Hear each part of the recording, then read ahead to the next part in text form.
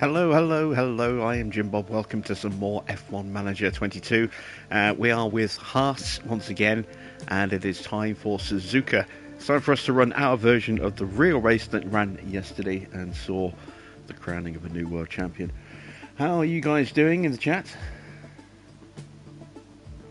We've got Anthony and we've got Cobra, both saying hello. Good to see you both. Quick recap of where we are. We are sitting third in the constructors and fifth and seventh in the drivers. We are still trying to re-sign Mick Schumacher. He is out of contract at the end of this season. He's only got a couple of months of his contract left, hence the exclamation mark.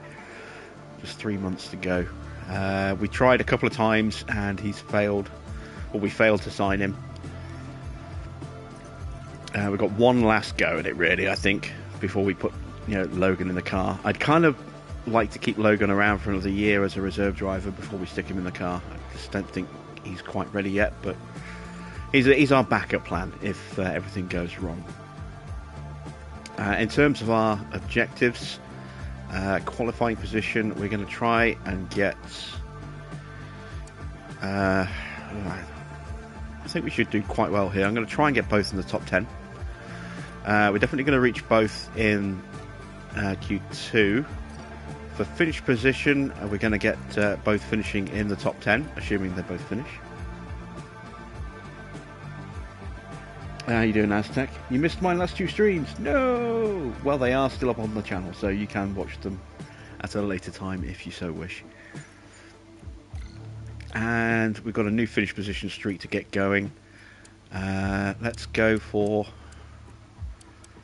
the remaining 5 races in both drivers in the top 10 and see how we do. If we can pull it off, it's a big chunk of cash. If we fail, we lose a fairly decent sized chunk of cash.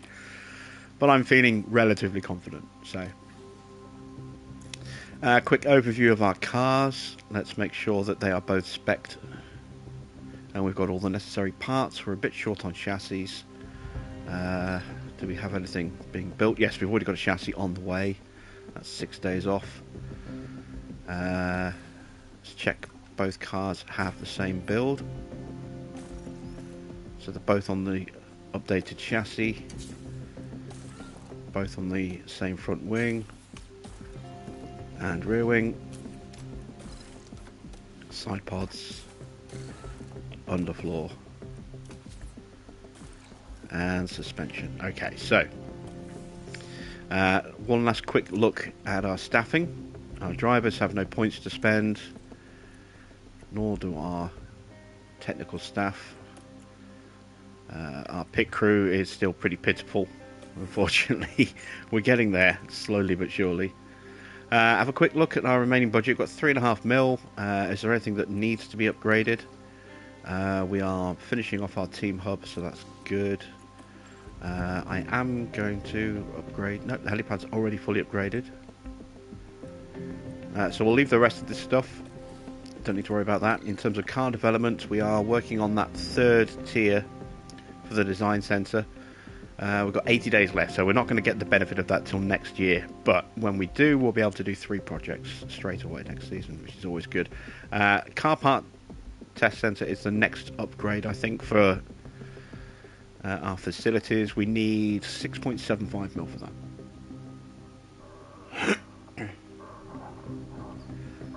that. What percentage will I change engines at? You're at 58% now, definitely. Yeah, engines, depending on which supplier you're using, your engine is going to fall away at best once it hits 70%. It could start falling away even sooner, depending on who your supplier is. I believe Mercedes engines fall away at 70%. Red Bulls, I think, are 85%. Let me have a quick look at our engine supplier. So, our engines, our power loss threshold is 80% at the moment. So, once our engine gets below 80%, it starts to drop in power. So, that's a good way to check your own engine performance. It's a very resilient engine. The wear rate's pretty good, but the Ferrari engine does drop once it hits 80%, it starts to lose power. I say Mercedes starts to lose power, I think, at 70%. I think Red Bull's 85%, and I would imagine Renault is probably 75%.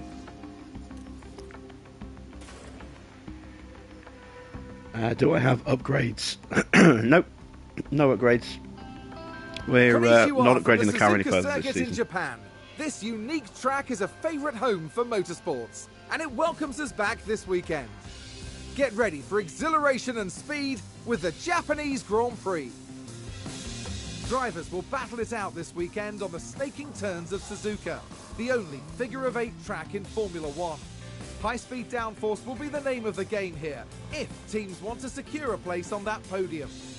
This is it. We're down to the last few races of the season, and it's time for that final push. Who will be crowned champion at the end of it all? We'll find out soon enough. Let's get this underway.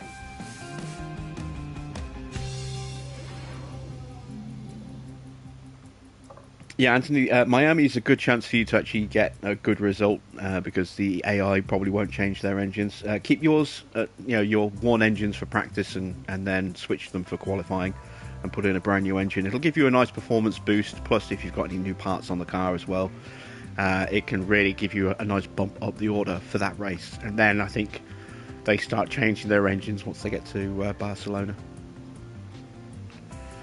So Miami is kind of the sweet spot if you've got a new part for that race as well.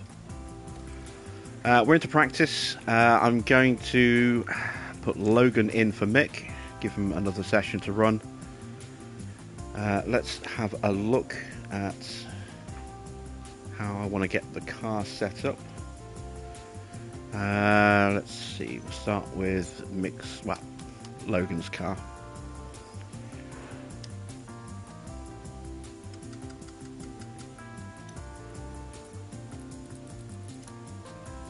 Go with that. Let's change out our parts.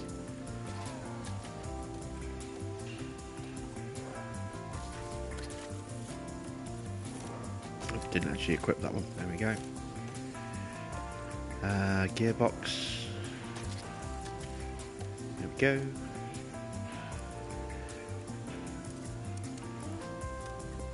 Oh, I need to change the run plan as well. Let's go 18 laps. There we go. Same for Oscar. So we'll swap out his good stuff for his not so good stuff.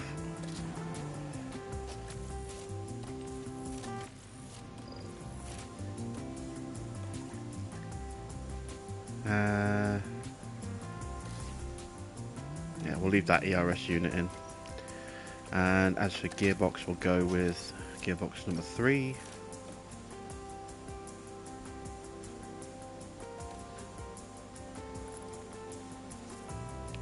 Set the car up, so we'll go slightly different, but not actually, no, let's go the same.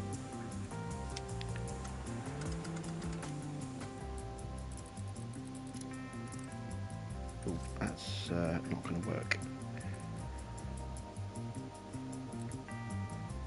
There we go, let's pull that in like that. Alright, let's give that a go. 18 laps, get him running slow. And into FP1 we go. Radio check. Radio check. Mick could have scored some good points yesterday if they didn't have such a dumb strategy. Well, it wasn't a particularly good race really. It was just it wasn't even a full race length as well. You know, it was a whole bit of an anticlimax for me, that race. I was really looking forward to an exciting Suzuka, and we just didn't get it this year.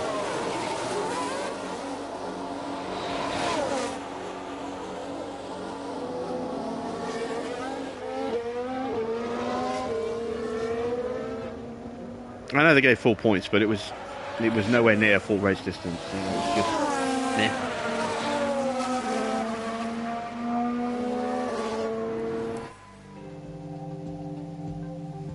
Change the gearbox to at 40%, plus you've got a new front wing. Yeah, gearbox and ERS, they start degrading at 4. Well, they're fine until they hit 40%, and then at 40% they start to affect the acceleration of the car. and I'll see if that gets worse as the percentage gets even lower.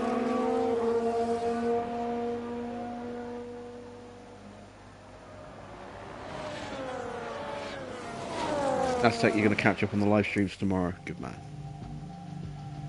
Where is Construction Simulator? Have I dropped it? No, I haven't dropped it. I'm going to be... I've been trying to salvage all the previous footage that I recorded without a microphone. Someone's run wide! And that's unfortunately unsalvageable. So I'm going to have to just basically start a brand new job. And all the footage that I recorded is going in the bin.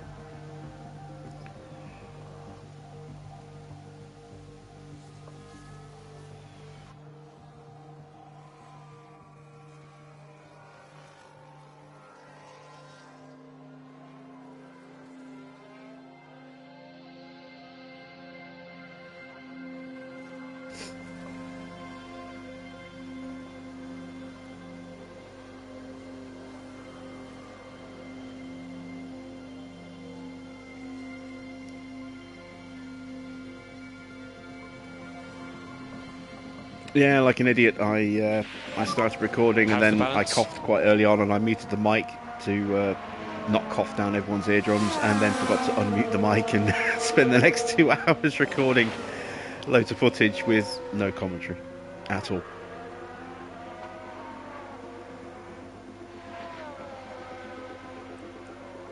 Okay, we've got a 77% start for Oscar. That's okay, it's not bad. Got an 84 for Logan though, that's good. So let's pull him in straight away.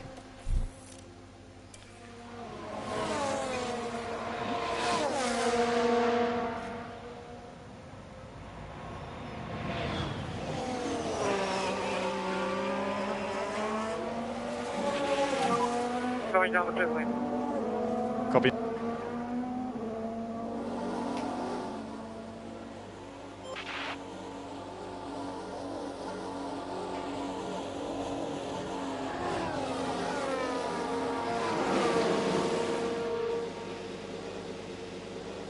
Okay, so let's reconfigure the car. Rear wing isn't good. Let's try a 12.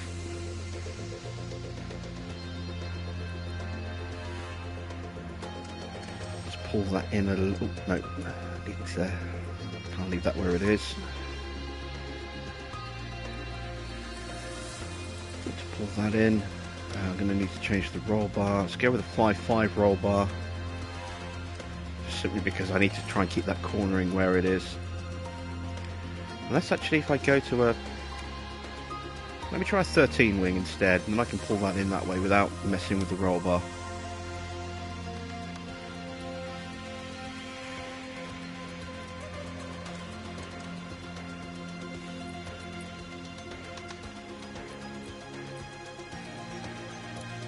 That might be it. Small changes for the greats, no change for the optimal, a decent size change for the good. That could well be it. So let's send him back out. How long will it take until qualifying? Probably another sort of 15 minutes maybe. How you doing, Mr. Water? Good to see you.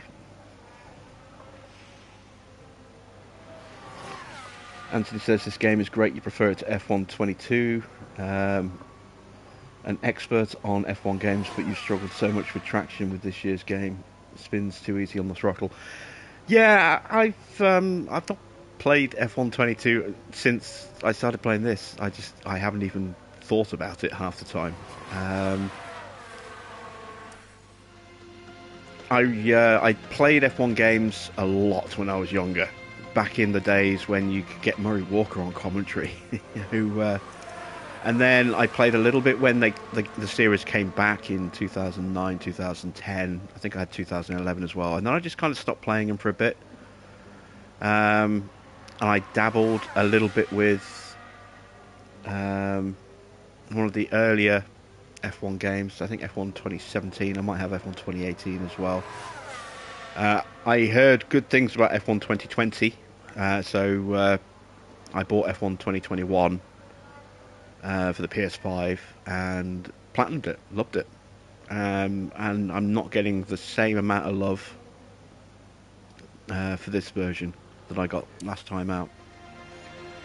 I mean, it's not horrific, but yeah, I don't think it doesn't feel as good to me, which is a shame. So I really enjoyed F121.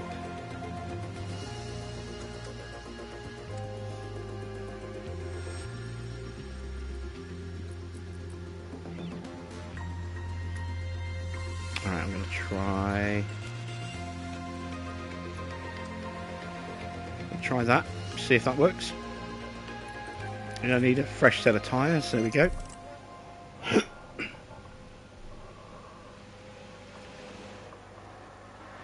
How you doing, Farah? Am I old enough to remember the Nigel Mansell game on the Amstrad or Commodore 64? I had a Commodore 64, and I had a family member who had an Amstrad, but I never actually played. I don't remember I don't remember playing the game. I might have done. I mean, I'm old enough to remember. I think it was Pole Position on the Mac. Back when they were still called Macintoshes. You know, the old one on a 5 1/4 inch floppy disk. I think it was Pole Position. I was a big fan of Microprose F1 on the PC when I was a kid. I loved that game. That was the game where I was just a wizard at Monaco and absolutely nailed that track. No one could get near my times. No, none of my friends. But yeah, just haven't really played.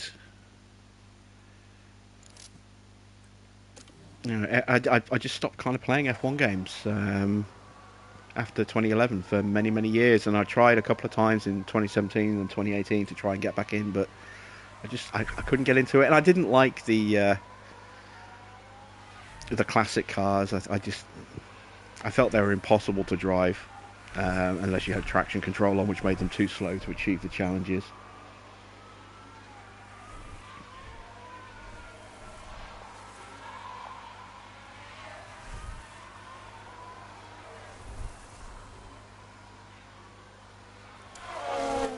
You played Pole Position in school on the Mac as well. Yeah, that's what we did. We had an after-school gaming club with a couple of Macs. It didn't happen very often, but they would roll out the Macs, and there were a couple of games. I can't remember what they were, but I do remember Pole Position, and I used to love playing that game.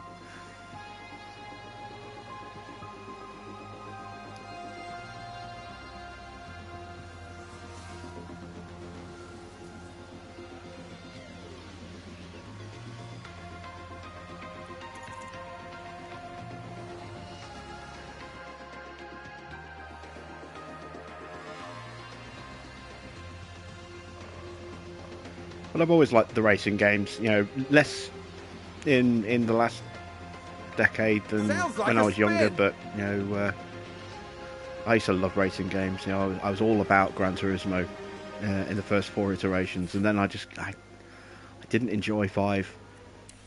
Just couldn't really get into 5, and Sport's okay, but it's missing something. I never played 6, and 7 is just a bit too expensive for me right now.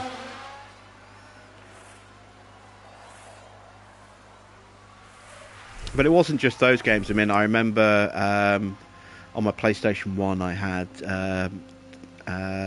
TOCA, the first TOCA.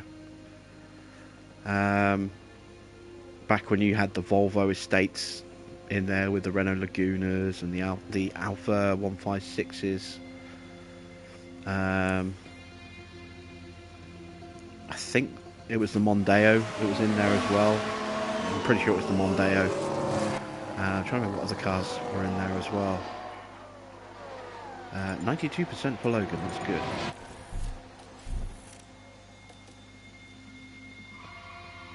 And then Colin McRae on the PlayStation 1, the first Colin McRae game. Absolutely adored that. That was fun. That was so much fun.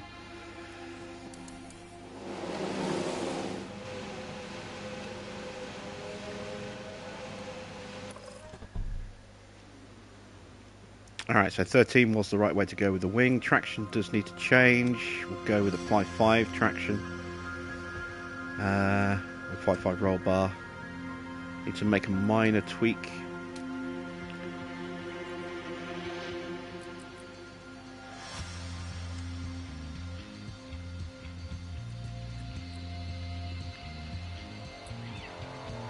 Gonna give that a go.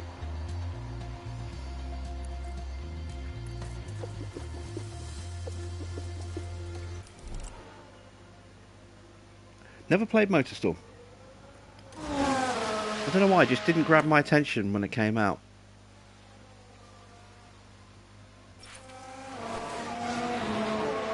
Uh, 84% on Oscar's car, that's not bad.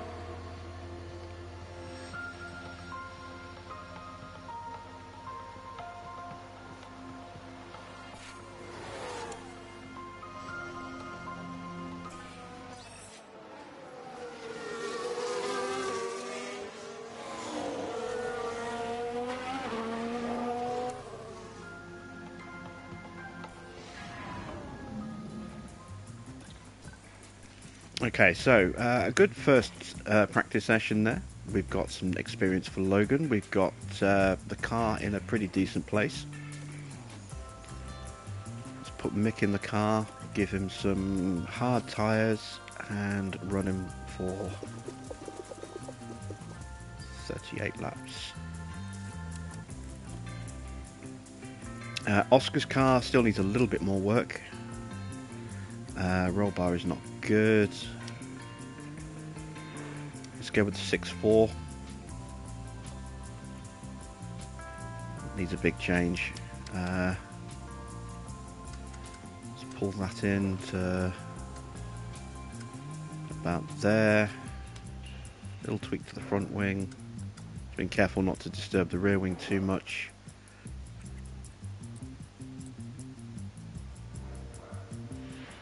Hopefully that'll be okay. Let's give that a run. So again, we'll go with some hard tyres. Oscar's probably going to have to pit again to change the setup a little bit more, so we'll just do a 20 lap run. And into FP2 we go.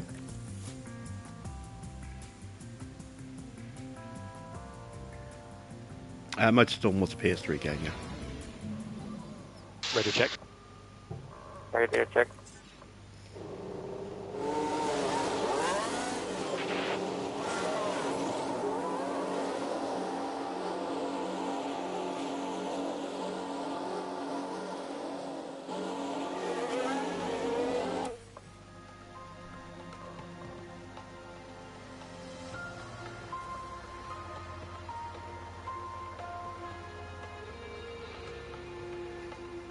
Well, we're at the part of the season now where we're going to start seeing penalties in pretty much every race. You know, various different drivers are going to be swapping out a component or two or more.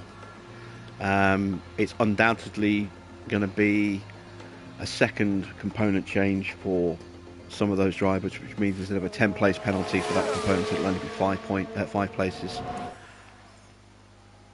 But yeah, we could definitely see some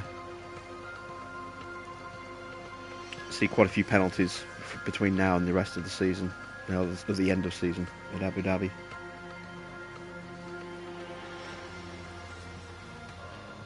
And we shouldn't necessarily be any of them. Keep focus. We should be fine. We've just had a car run wide. As long as we don't have a big shunt that wipes out a set of components like we did at Barcelona with Mick, we'll be absolutely fine in that respect.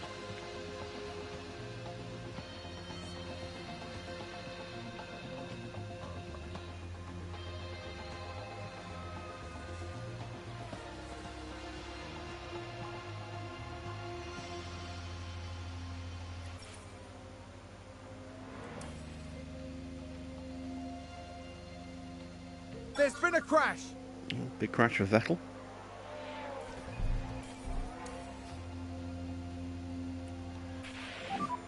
How's the balance? 96 for Oscar, so he's almost there.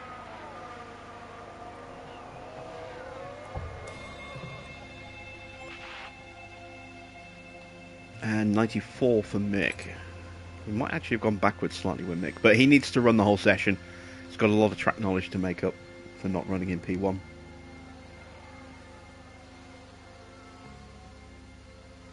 I think someone's run wide. Yuki having a wobble at his home circuit.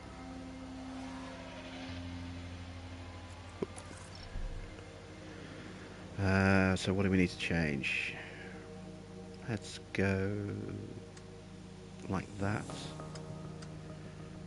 That might damage the traction, but I think we can get away with that. Let's get Oscar turned around and back out again.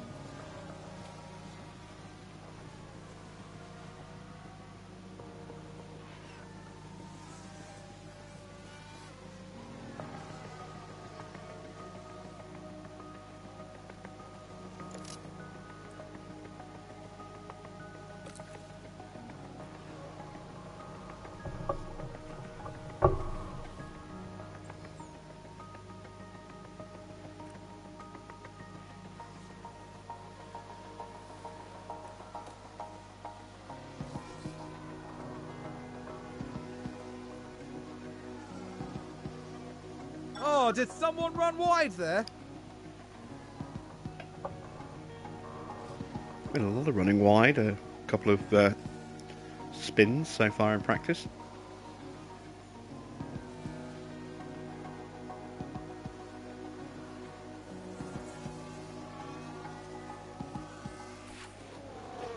And that's a big crash for someone.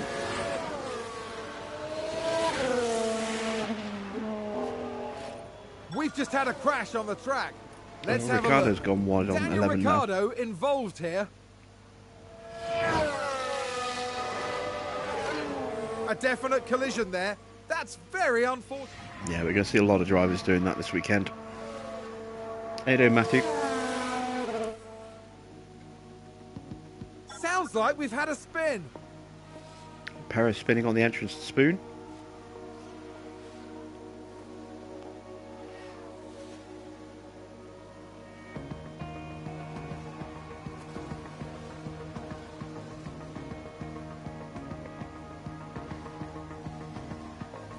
We were a little slow getting Oscar back in and then a little slow getting him back out again, so I don't think we're going to get full feedback from him on this run. We'll have to finish that off at the start of the next session.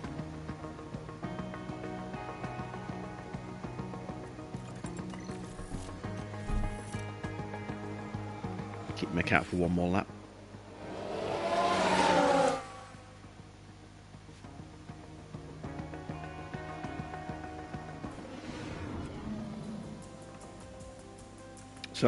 So far we've got just Alonso taking penalties. Okay, I thought there'd be more than that. 62% track knowledge for Mick, that's not bad. 94% on the car. Did we go backwards slightly? We'll be kicking off today with the final practice before moving on to the qualifying session. Drivers will need to perform with remarkable consistency if they're to secure a strong position on tomorrow's grid. It's not just about one moment of brilliance. No, they'll need to prove over the course of qualifying that they have what it takes to occupy those coveted places. What does today have in store? Only time will tell.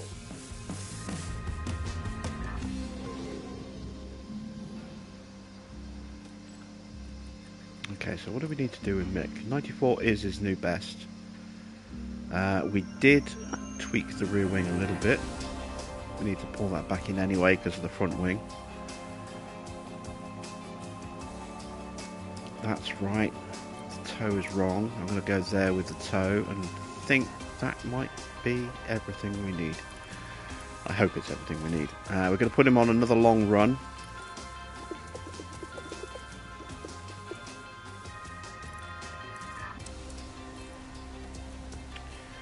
Oscar.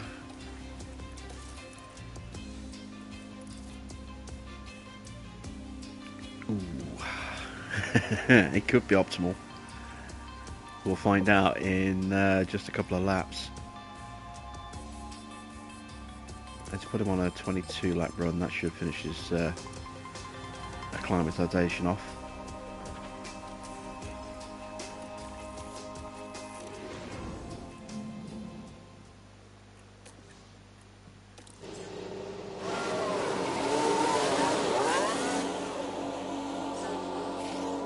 because I forgot to do it in the last 2 sessions, we're going to make sure that we tell them to avoid curbs.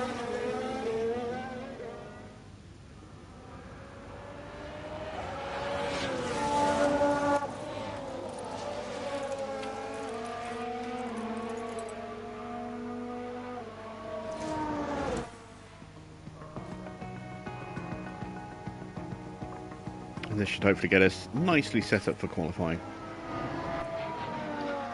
Yeah, there we go, 100% for Oscar. Excellent. So we just need him to finish his track knowledge and he's good to go.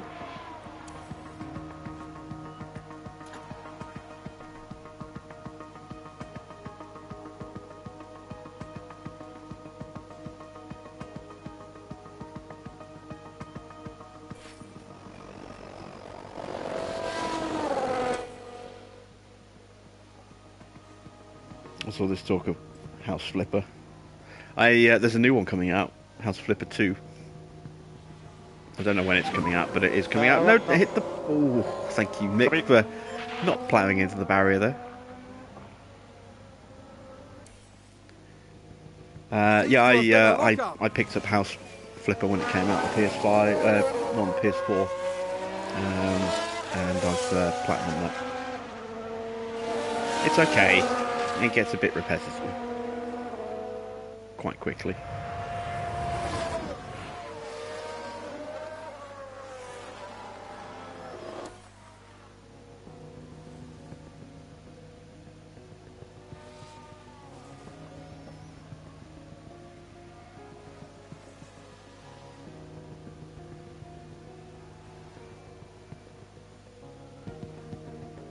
I mean, I suppose all simulation games are, you know, repetitive, but House Flipper to me felt a little bit more like just going through the motions just to get the jobs done rather than actually getting a lot of enjoyment out of it. That was me personally, and I quite like sim games, but yeah, that one was okay. It wasn't great, it wasn't horrible, it was just okay.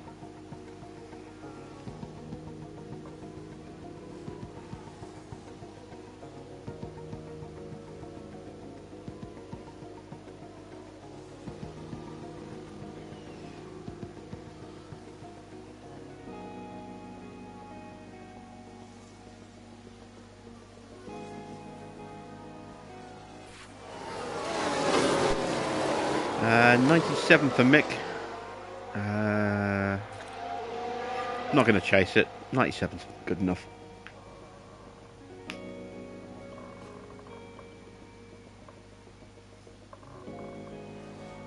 Yeah, it's not a complicated platinum. It's just Mick having a bit of a lock up there, I think. It's just a bit. Had a car run wide. When I got my platinum, I immediately stopped playing it, and I haven't played it since.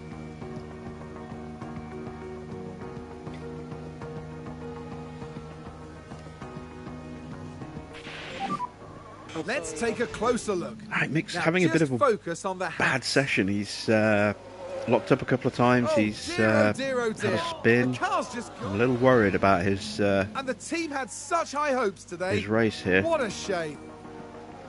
I'm hoping it's just because he's got a knackered engine and gearbox. You might be waiting for Power Wash Simulator. I will definitely be giving that one a miss, as I am giving Lawnmower Simulator a miss as well. They just seem like cash grabs. That sounds like someone's gone wide there.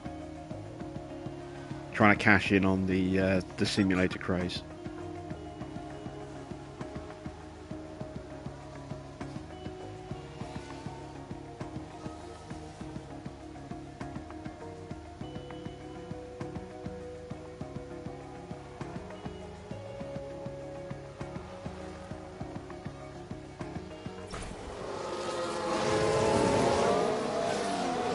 Someone else has crashed. We've had a crash. Oh, Here's Yuki on his home circuit, and he's gone straight off of the hairpin here. They've lost control, and there's the crash. He's caught it from Mick. That's going to be a big...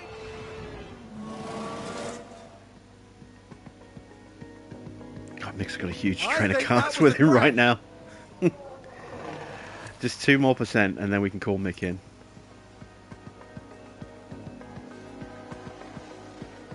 Did somebody spin out there?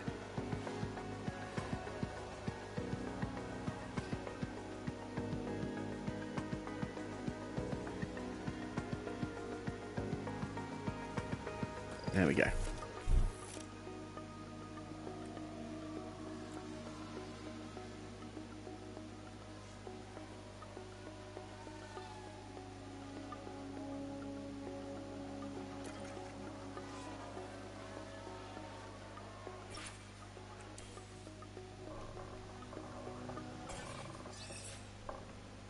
Alright, so another solid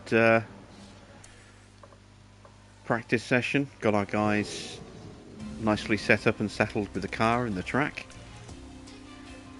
Decided not to chase that extra 3%, it's just not worth it. He's already got the full bonus. So we have a wet race tomorrow, a very wet race. Oh, we are going to be emulating yesterday's race by the look of it. To a degree. Let's switch over our parts. So we want a good engine. That one will do. And decent ERS module. And a decent gearbox. There we go.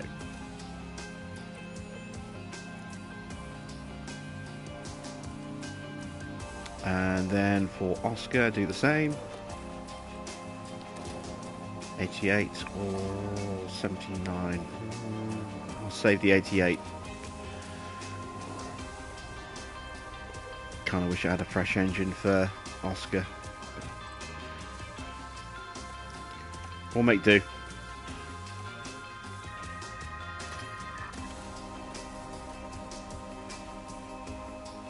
If we get a bad qualifying, I can always get a new one for him, I suppose. Right, here we go with quali.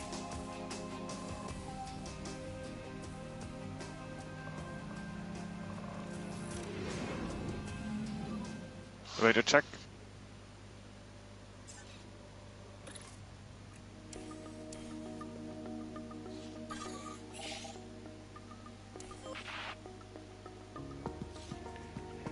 We don't have a Flymo sponsorship.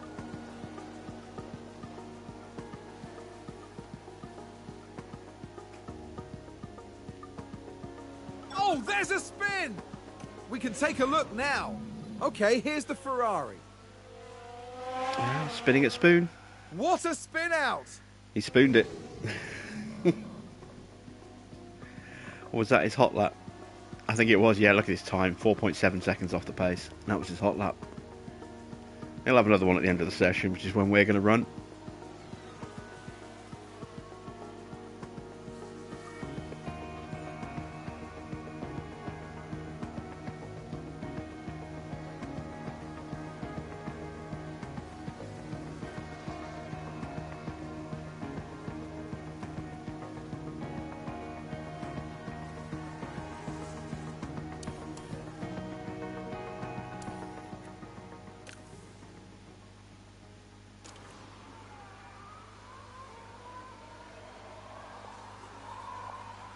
Alright, let's see where we end up in P1 or Q1.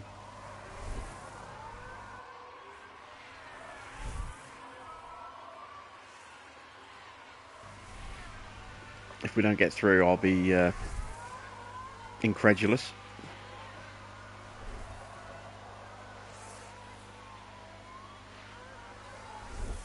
Should be able to get Piastri into the top 10 at the very least, hopefully Mick as well.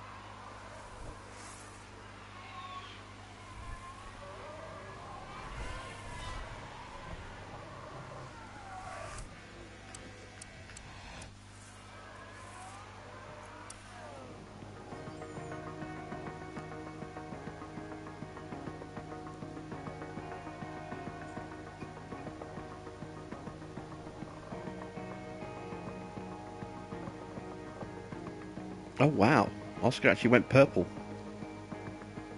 in the first sector.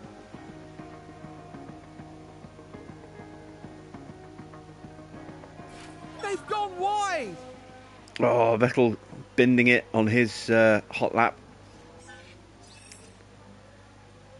Wow, Oscar's so fast. I did not expect that. Maybe Verstappen's engine's a bit warm. But then Oscar doesn't have the best of engines. Mick's the one with the fresher engine.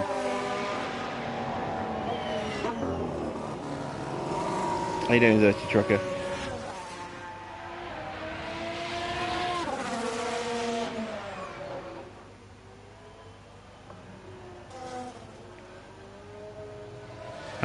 Have a good night. Hope you get a chance to catch up a little bit later.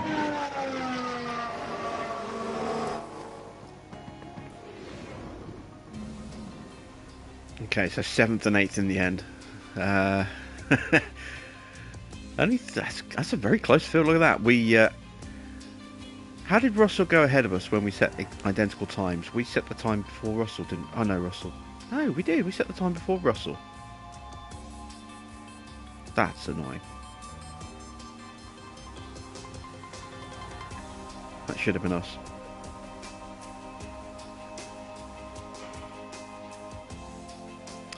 Right, Q2. We're going to run scrubs. Do an early run and then switch to a fresh set for the second run at the end of the session.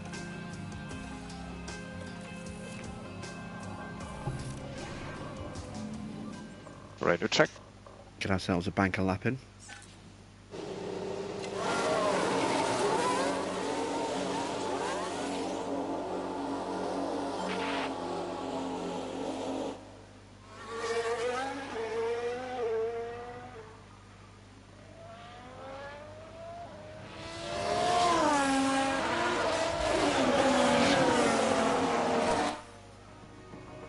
Hopefully we don't get any traffic on this first run.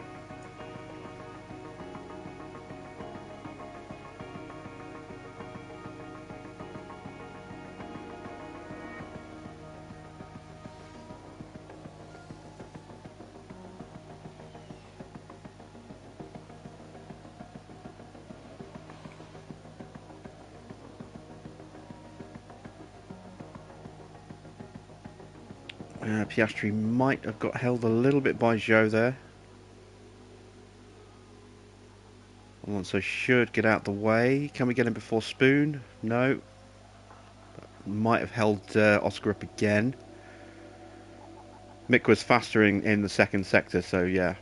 Piastri definitely got held up. You can see the time disparity between the two. Oscar lost at least a second on that run. But that's okay. It was scrubs. We've got a fresh set ready and waiting for us in the pit lane.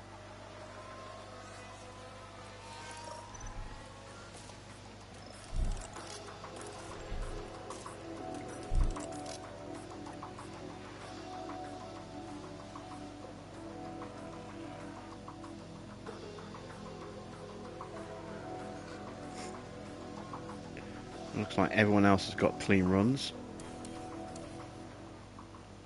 Let's see. 128.4.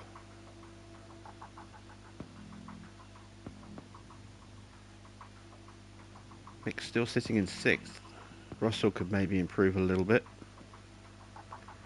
Norris is quite low down actually. And Bottas.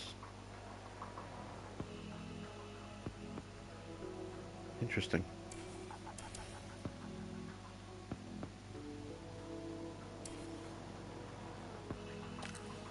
Let's slip Schumacher out into the queue.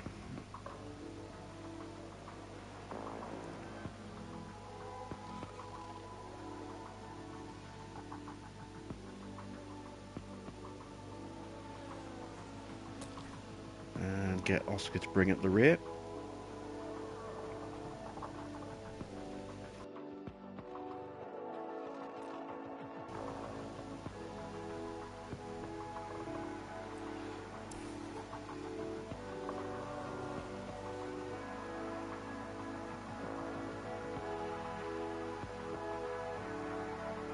So Danny Rick starts his hot lap first. There goes Mick across the line.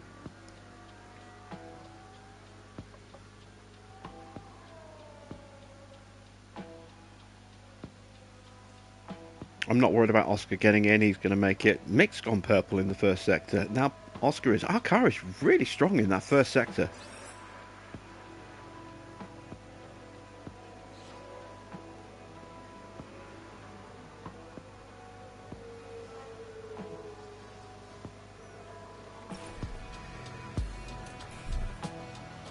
Okay, Mick comes up across the line. Can he improve his time?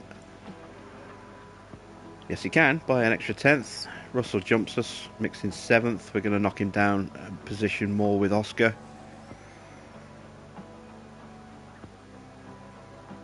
Where's Oscar going to end up? Is he going to get ahead of Russell?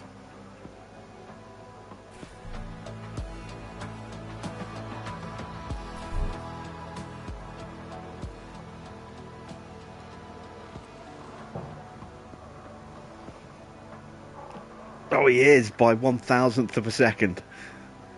Okay, it's going to be close between those two in Q3. Both drivers through. That's what we like to see.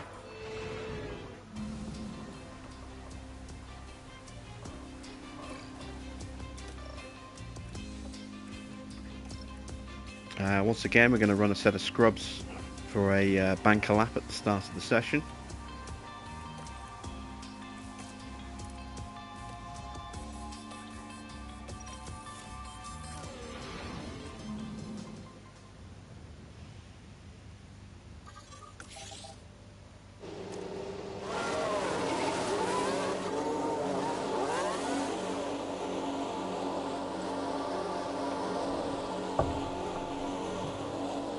There's a few cars joining us on track. I see one of the Ferraris, one of the Mercedes.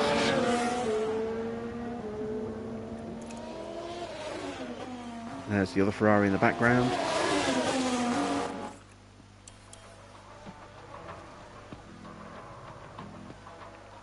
Looks like most of the field's coming out straight away, if not all the field actually. 1, 2, 3, 4, 5, 6, 7, 8, 9, 10. There we go. That's all the cars on the field, so no traffic to worry about.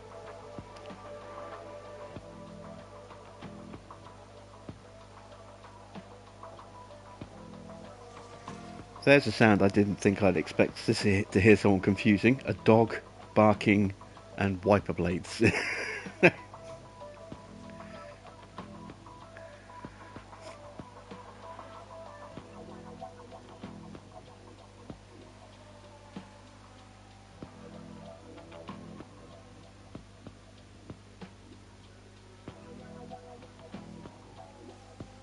Okay, so provisionally 3rd and 4th right now, 5th and 6th. Ocon got... Oh, Ocon must have run wide. So we are currently 7th and 8th. With a set of fresh tyres, I think we can jump Russell. It'll be really close. That's going to be an interesting little quali battle there. Mick, I don't think is going to improve. I think we're looking at 8th for Mick.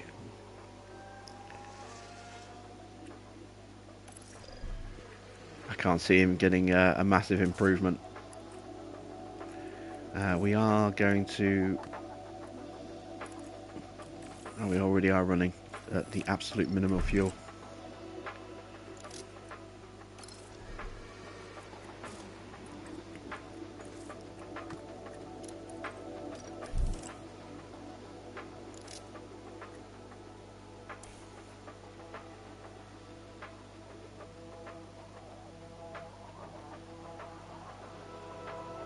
Okay, I'm going to send both of our guys out at the back of the train this time.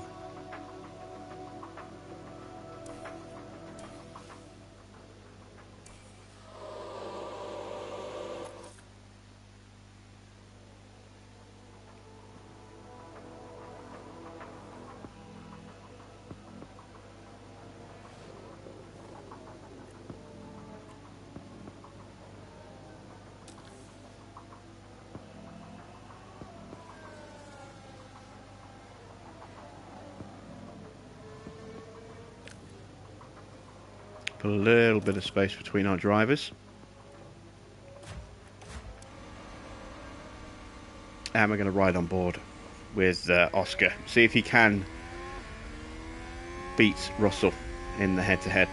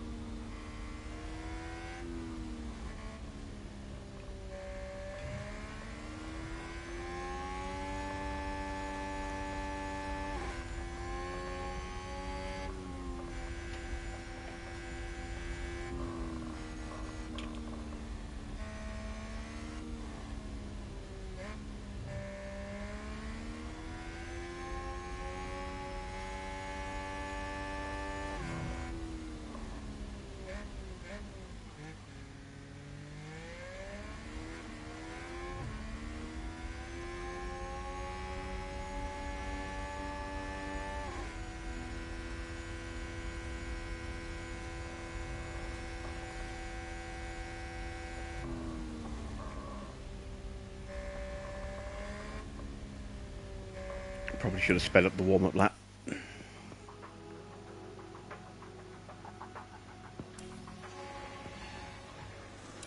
Alright, here we go. Out to the Casio triangle. Onto the start-finish straight.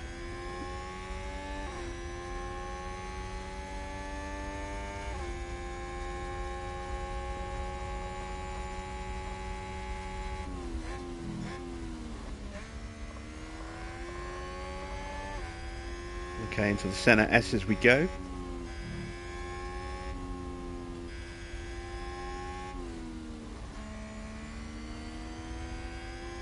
And onto this long sweeping Dunlop curve. I remember when there used to be a Dunlop bridge on that corner many years ago. Through Degner 1, Degner 2. Purple in that first sector again. Oscar is mighty in that first sector. We've got no timings on Mick. Mick's timings are broken.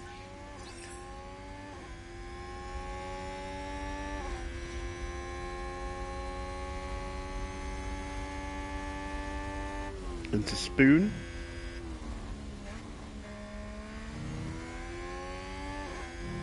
And now the long drag up the hill to 130R as we go over the track.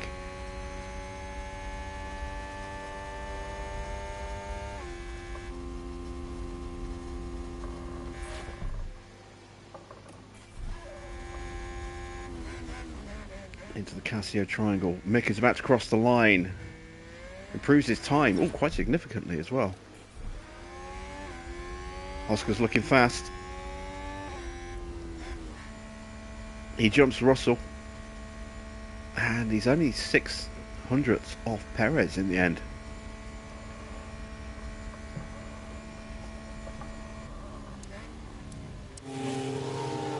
Good job. That sets us up nicely for the race. Alonso has got a penalty. They really do need to sort this out and tell us how big these penalties are. That needs to be addressed in a future patch. It's race day, with the teams and drivers ready and raring to go. HAAS proved quite resourceful during qualifying. That puts them in a very good position to make the most of this race start. The work Red Bull did during qualifying was nothing short of spectacular. Now let's see if they can repeat that for today's race. And the clouds today look very ominous, which means that teams may have to contend with rain at some point during the race. The Suzuka circuit is primed and ready to see Formula One's finest battle it out.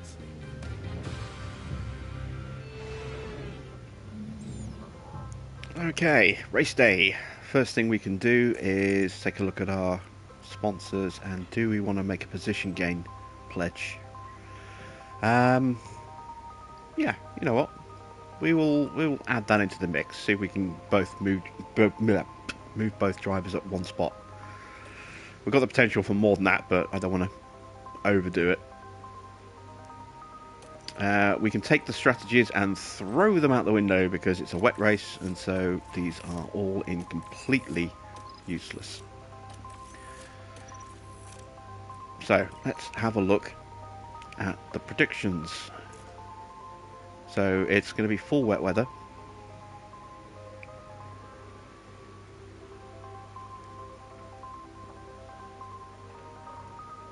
It is going to dip to inters by the look of it, in the middle of a full wet stint. Question is,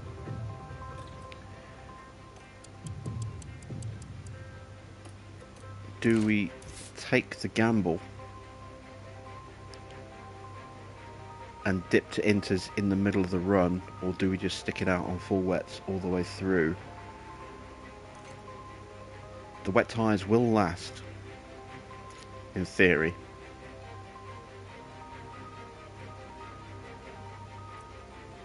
So I want to see which is quicker, a 1 wet stop or a 2 wet stop. So let's create that strategy. That is 129.53. We take that off. It's only 2 seconds quicker. Let's not update that strategy. We'll keep that as is for now. I want to have a backup strategy in plan just in case we do need the inters. So let's go with a set of inters and then another set of wets.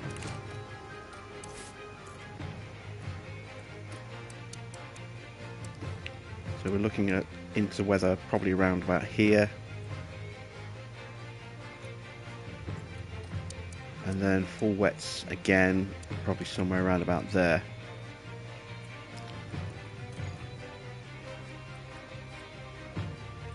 And this is where I think these deltas are broken, because sometimes the timing on them is massively off. I think since they changed the tyre stuff, these pit stop predictions don't work properly. I'll show you what I mean. We've got this strategy here, running an identical time. This one's only 2 seconds difference. But if you start messing around with some of these strategies, it can really throw them off by minutes. So, for example, if I were to put... There we go. If I swap the medium here for a set of HAAS, we save 3 minutes on the race time. So, yeah, these deltas they don't work anymore. You can't really trust these anymore, which is a real pain.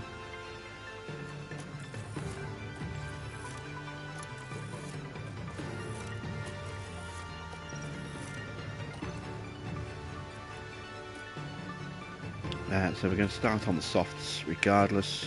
We're going to go to full wets around about here, and then we'll throw in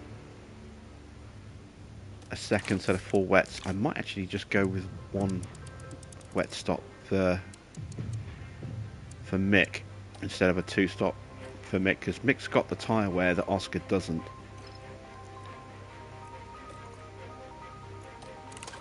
And then we'll create our backup strategy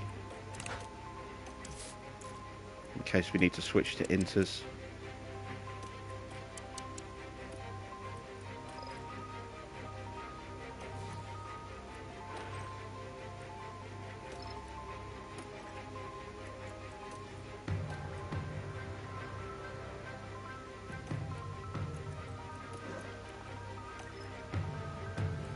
Okay, so we've got our 2 drivers set on their strategies. Don't forget, Japan's weather is very unpredictable. In real life, yeah. In the game, not so much. Fuel-wise, we're going to leave it at 53 laps. We will save a bit of fuel throughout the race in places, which means we'll be able to push in, towards the second half of the race a little bit. Driver options, we're going to go aggressive off the line. Try and make up a couple of positions before the rain hits. It's very rare I ever go full attack on the tyres now, because they just burn out so quickly. Every now and again I will, if I'm on a push lap, to try and get a fastest lap I will, but I rarely ever use that final option anymore. Starting 6th and 8th, that's pretty good. Let's see if we can make that a little bit higher. Maybe even get onto the podium. we are ready to race.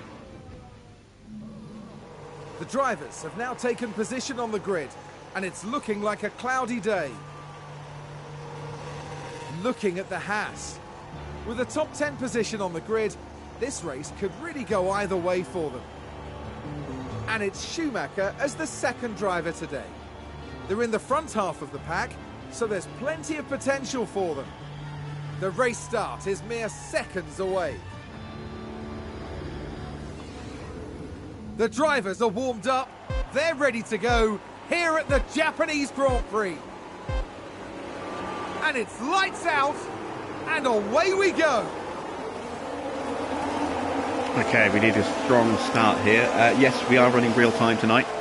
We run every HAAS race in real time. Okay, good job, that's one. Mick actually dropped a place. It's a bit of a shame. Oscar gained a place. Is that a new race position for HAAS? Mick's got his position back. Oscar all over the back of Hamilton and Sainz right now. Very good. Let's check everyone else's tyres. They should all be on softs, I think. Yeah, everyone's on softs. HAAS with an overtake. Schumacher gets back past Ocon again. They keep trading positions.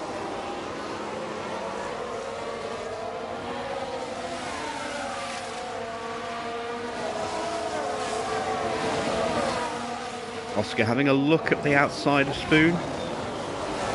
Thinks better of it. Safety cars in this race. There's a chance. Turn 11 hairpin is the likely place that will bring out a safety car.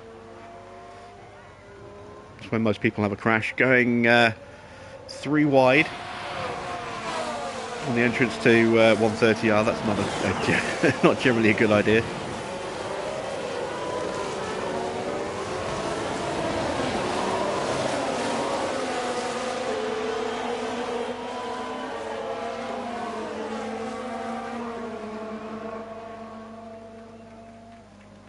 How much rain can you get away with intermediates?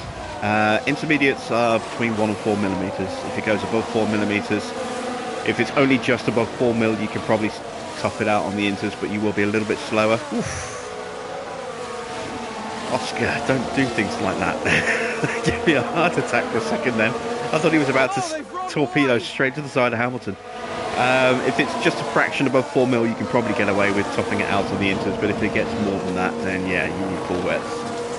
Likewise, if it dips just below 4 mil, you can probably get away with full wets, but anything lower than that, you definitely need to switch back to inters. 5.6, yeah, you need full wets. Anything above 4.5 mil is definitively full wet weather territory. I would say anything probably above 4.3 mil is full wet territory. You know, exclusively full wet territory. 5.6, the inters are going to be so slow. They just can't move the water quick enough.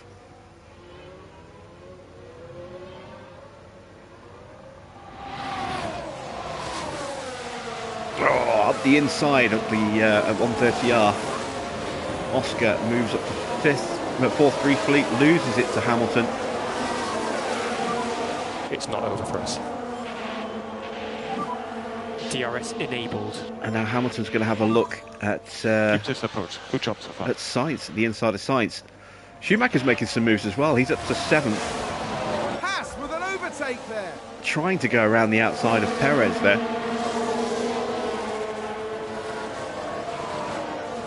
Trying to keep both of our drivers in the shot, and it's tricky. Oscar has got past Hamilton. Okay, nice work. This is an excellent start for us here. And now I'm going to switch the batteries off so we don't burn them out completely. We might have a look at the inside of Sainz here. Nope. We're running 4th and 7th. This is good.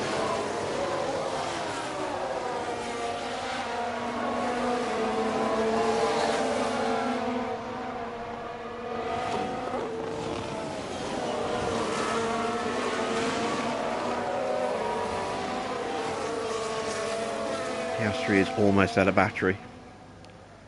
Need to think about charging him up.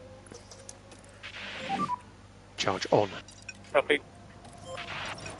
Keep the fuel burn going a little bit longer, but we'll calm the tyres down a bit. Just want a little bit more battery for Oscar. I don't want to go too crazy on the charging because he'll start dropping back down the order again, but I wanted to have a little bit more than 2% in reserve. Same with Schumacher. Charge on, charge on. Copy.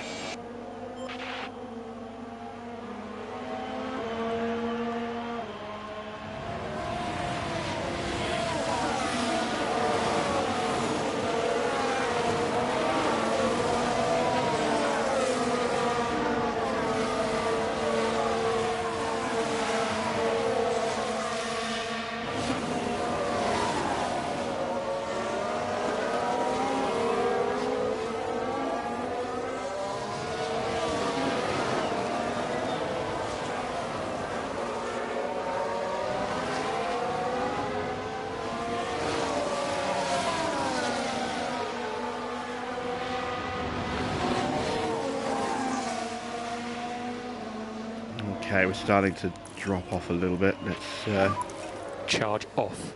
try and make sure we stay within that 1 second.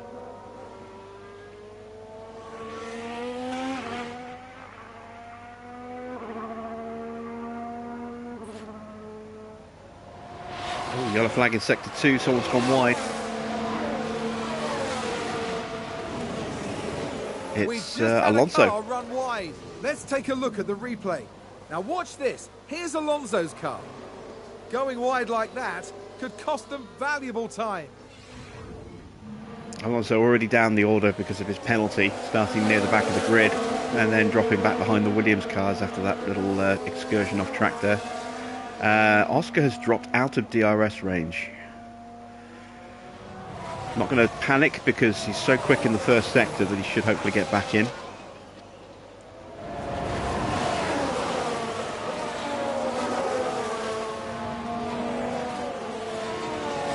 I'm hoping Mick is going to close up a little bit on Perez, kind of right on the edge. 8 mil of range, wow. Yeah, I haven't seen it personally go that high. I've never seen it go above 7, like 7.5, 7.6, 7.7. I think it's the highest I've seen it.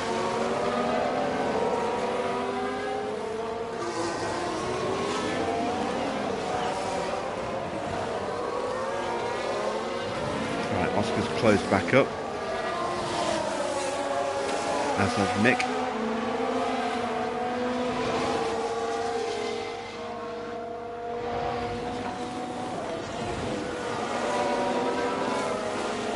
Kind of creating this long train between first and eighth here. Both Ferraris, both Red Bulls, both Mercedes, both Haas, all fighting it out in this 8-car train.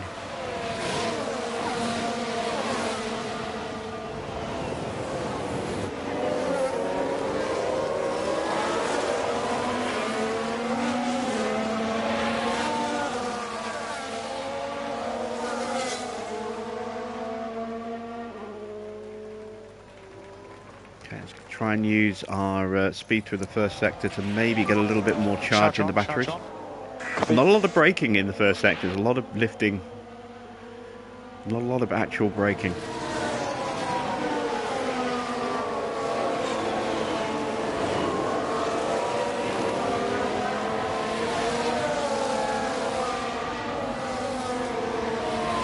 It's not until you reach the Degnas that they actually start to get some heavy braking.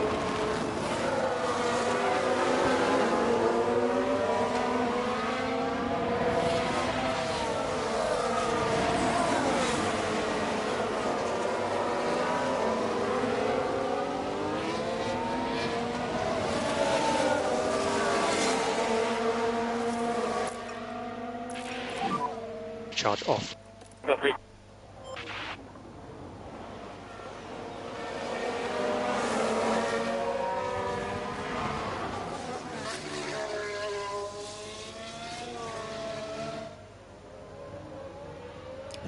Mick's just dropping out of range.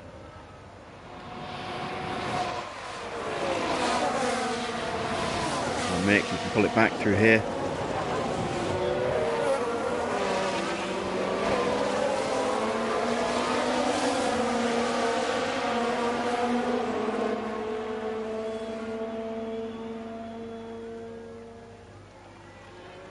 Yes, he got DRS again. Good, good, good. Right, let's ride on board with Oscar for a little bit.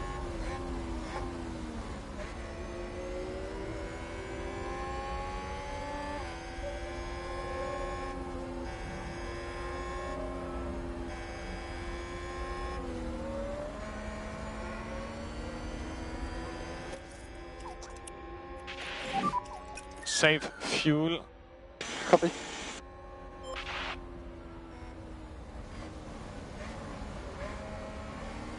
We're not going to be getting laps, so I need to keep an eye on the fuel burn.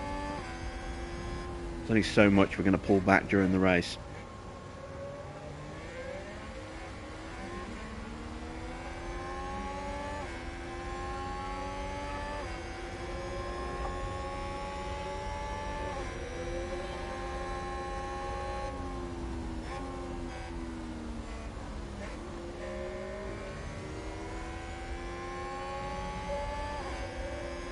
From the hairpin all the way through to the Casio triangle, if you haven't got any battery, you're screwed because you can lose so much time.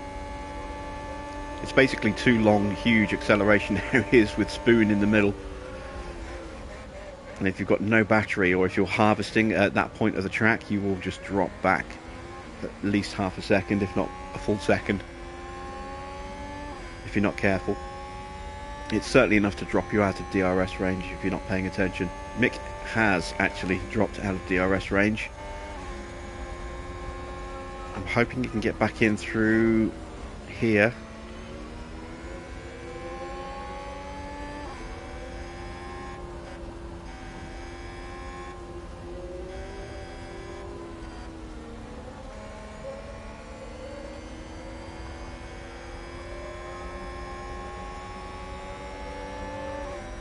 Don't really want to use any battery, but I might have to here.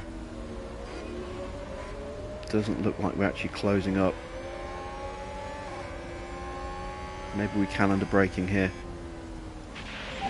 Oh, no, Mick, no! Oh, he's kept it out the wall. Good man. That's twice he's locked up there, and twice he's avoided hitting the wall.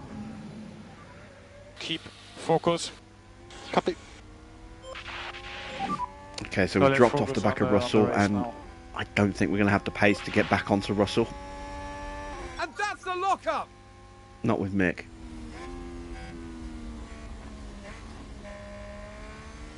I used to love driving this circuit, but I hate driving it in the F1 games because the curves are so brutal that you just touch them slightly and you're instantly, you know, spinning sideways.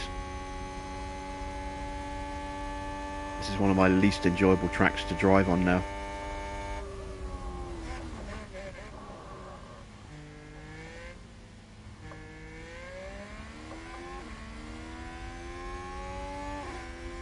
Alright, seeing as Mick is now kind of in purgatory, I'm going to get him fully charged. Charge on, charge on. Copy. Let's cut back to Oscar.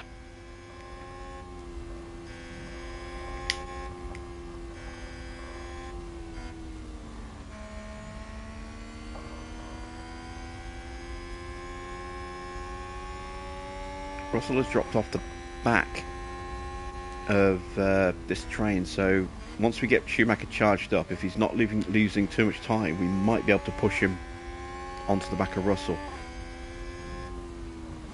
We'll keep an eye on the time.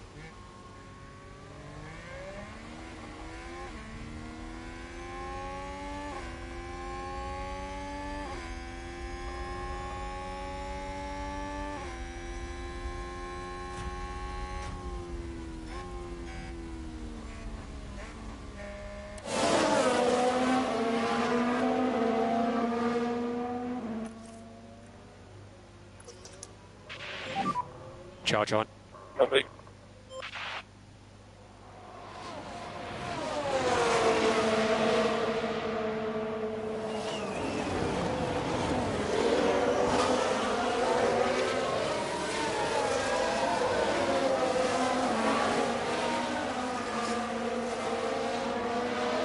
Okay, gap is 3.5 seconds to Russell now. We are dropping back, but that's because we're charging up. Here comes the wet weather. Well, having this gap between our drivers does mean that they're not going to get in each other's way in the pit lane. Again, if we can time our pit stop right, we can jump some, if not all, of the cars in front of us. Depends if Verstappen's going to get priority. Perez has been getting it recently.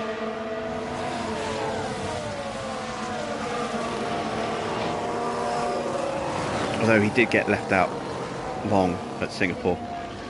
Was it Singapore?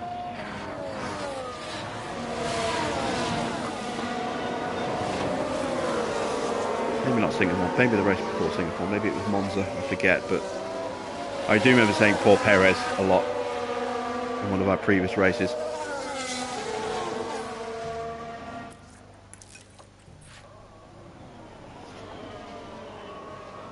One Ferrari will get me. Well, yeah. But it depends. If we gamble with a full wet tyre and they go with an intermediate tyre, then they're going to have to pit a second time in a couple of laps later. So one's going to have to stay on a wet track and it's going to be slow. The other one's going to have tyres that's going to have to change within a couple of laps and it's going to be slow when that happens. So fingers crossed. Oh, we just dipped out because I left it too long. I'm going to stay ahead of Hamilton here. And then I should theoretically be able to make the time up in this first sector where we are mighty. Oh wow, we actually lost quite a bit of time there.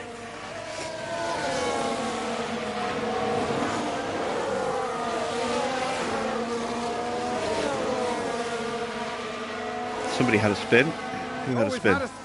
Alonso. Oh, Alonso's having a rough race. Okay, so there we have the just caught back up to the Williams. And then drops it again. Oh, God, I feel sorry for Alonso.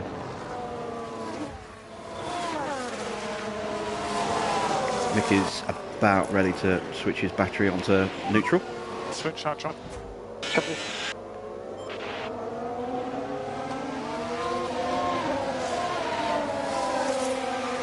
I'm just going to accept the gap to the front three now. I'm not going to push the battery.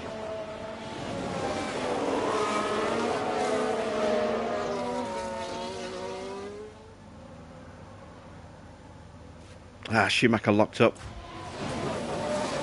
Sounds like someone's locked up. Here's the locked up as well. Now look at this. It was the Alpha Tauri driver involved. And yes, that's the lockup. He kept it out the wall though. Maybe it wasn't Mick who locked up. Maybe it was him just getting a notification of Tsunoda locking up.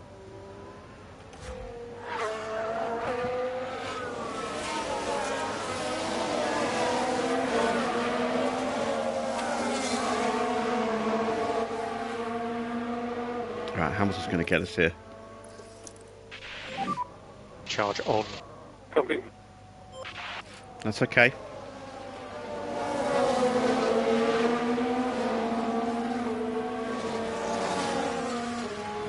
It's a race position gained for Mercedes.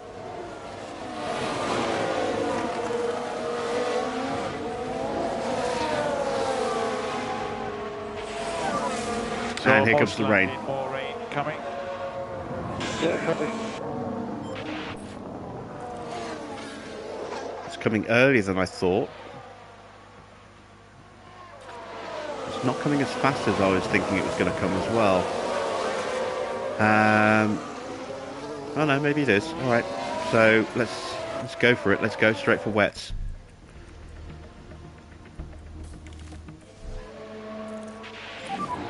Box, box. Copy, Bob. Box is left, box, box. Copy. Box is fine.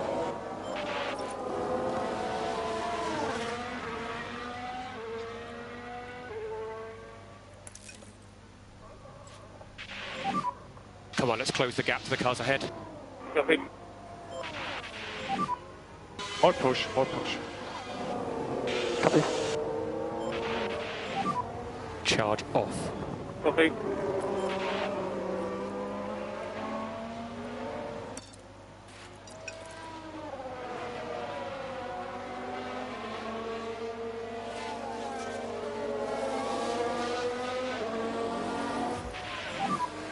Copy, penetrate.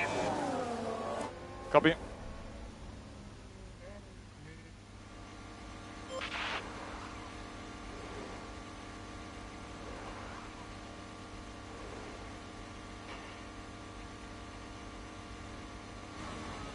Oh, god damn it. Oscar got held in the pits.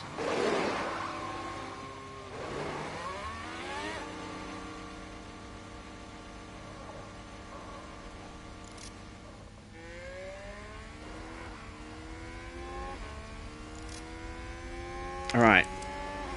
Other drivers have gone straight for full wets as well. Bottas has gone for inters, interestingly enough.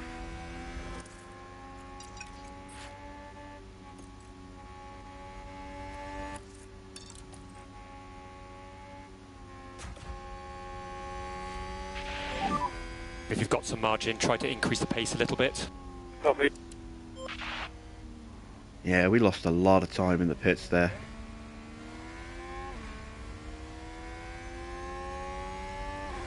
But we can push the tyres harder on Oscar's car because he is going to be making that double stop. Good job.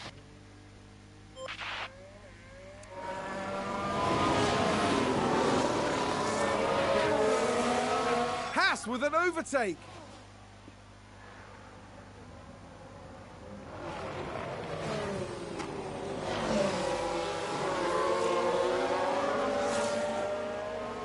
Still into weather right now. I wonder if the AI is going to panic and switch in for inters.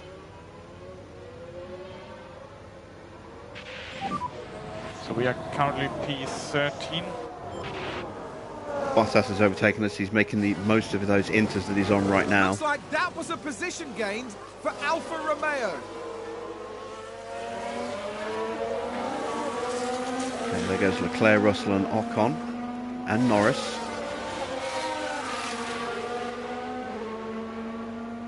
So we've managed to claw back some of that time because the guys in front got held up by the slow traffic still on softs. Ooh, a little wide.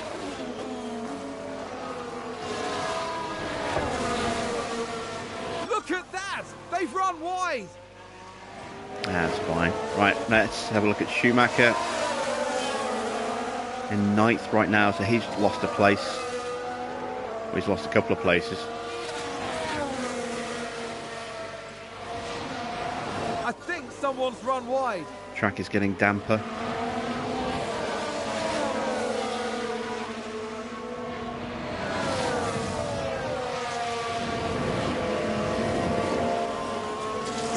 .3 mil and climbing. I'm getting closer to these full wets switching on properly.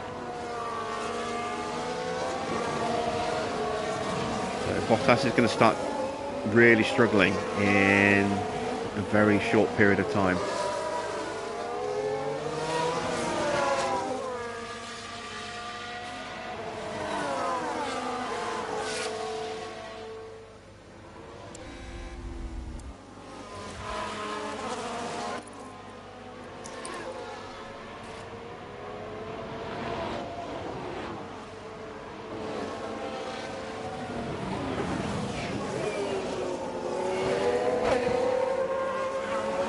Hamilton's pulling away at the moment.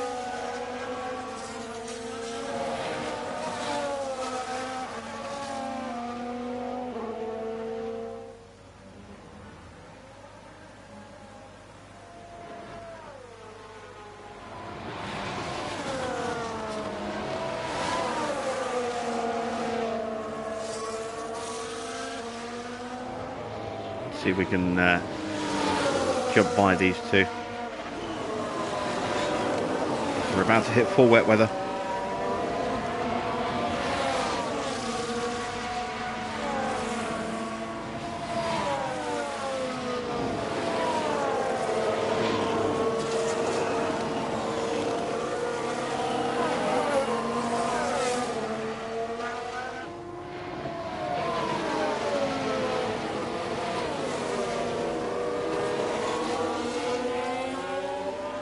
Oh, we've got really heavy weather turning up in about 4 minutes.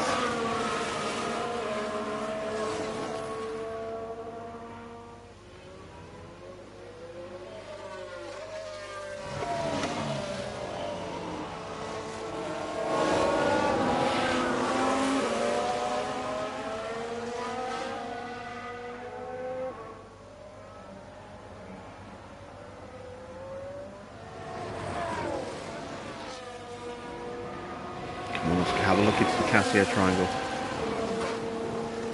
Nope. Hamilton could win this race. Well, he's actually losing a little bit of time at the moment to Verstappen. He lost a couple of tenths on that lap. Alright, battery's dead. I'm going to have to recharge it again.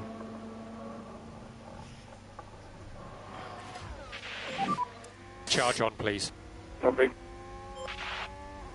Bottas's Inters are pretty much at the limit of what they can handle right now. And there we go, full wet weather territory. Those Inters are going to really struggle now.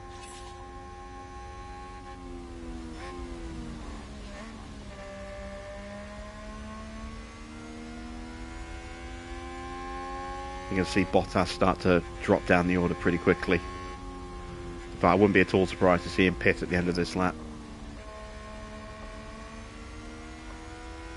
How do you improve driver stats in this game? Through money, research, racing, or both? Also with the regens, is it pot luck or can you see their potential?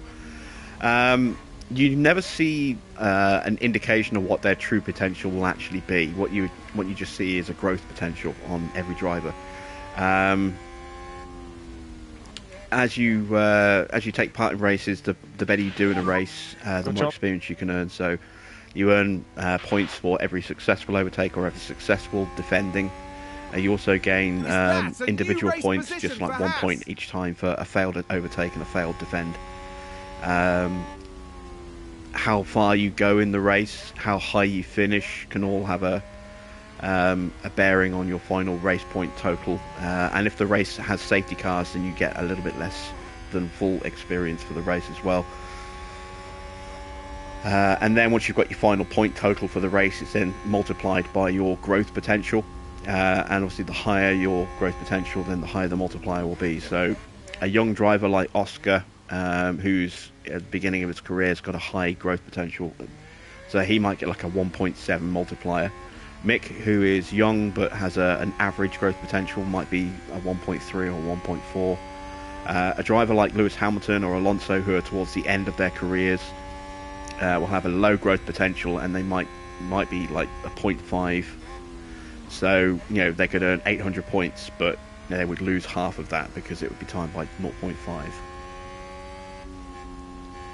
And then once you hit a certain experience level, you're given a development point, and you can choose which category you want to apply that to. There are 9 skills for every driver, broken into 3 areas. They've gone wide!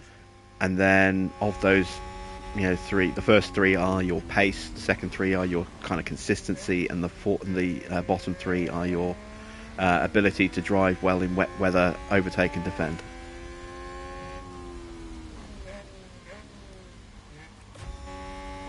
Oscar's dropped right off since I started charging him. Let's get him back on neutral. Charge off. Copy. Let's take a look at our tyre wear. Mix is bang on schedule. Oscar's is a little worse than I would like, but it's not too bad.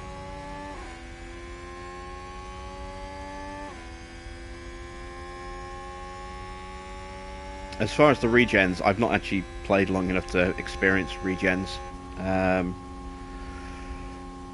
But basically, it's a case of they'll be assigned a random points across their their skills, and then they'll have a growth potential of low, medium, or high. And because they'll be at the start of their career, it'll be high almost certainly. But you don't actually get to see their full stats before you buy them unless you scout them. And that's just their stats as they are, not what they could be.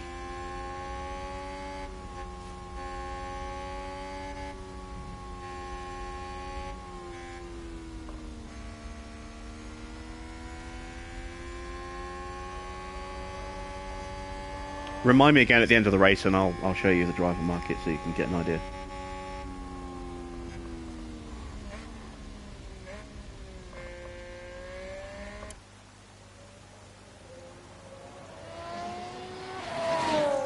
Right, Mick is just again kind of sitting here on his own, 6th place at the moment.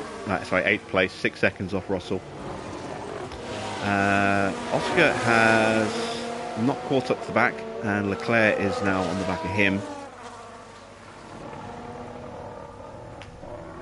But this is okay. I mean, we started 6th and 8th, and we said we wanted to try and get both drivers to move at one place. Oscar has more than done that. Mick has not yet done that. How do you know if a driver is retiring at the end of the season? The younger drivers, they only tend to stick around for a limited period of time. If they don't get a drive, then they just retire. It doesn't necessarily mean they've retired from racing. It just means they've retired from F1. So they might go off to another discipline. They might maybe go off to IndyCar or DTM or something like that, or endurance racing, Le Mans. But they basically get removed from the game. Once a driver gets to a certain age, they will start thinking about retiring, and they will make an announcement, I think. I'm assuming that they make an announcement they're retiring.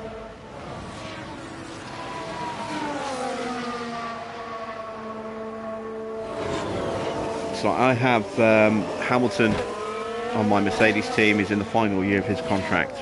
And at the end of the season, if I don't re-sign him, then he may just retire.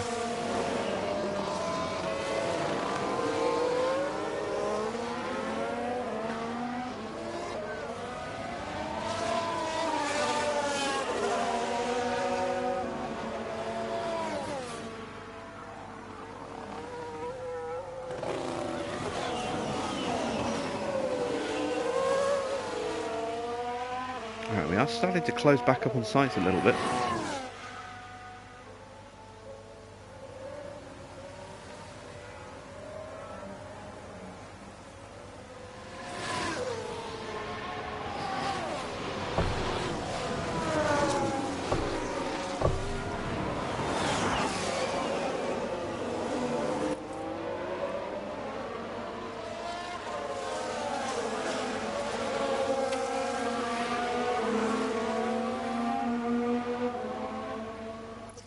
Try and prep the battery. Charge on.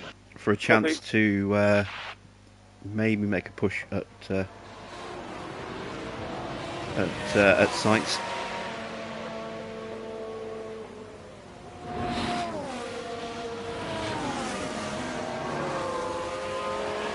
No, we're not going to sign Joe. We have a plan. The plan is to try and re-sign Mick for another 2 seasons, and if he says no, then we'll just go straight to sticking Logan in the car.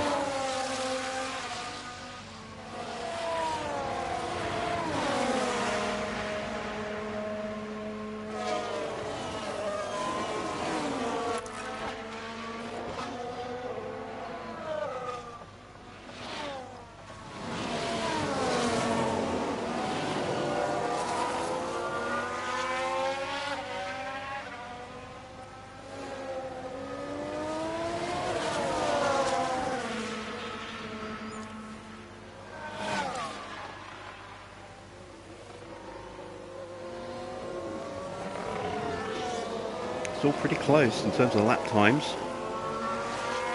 A couple of tenths in it.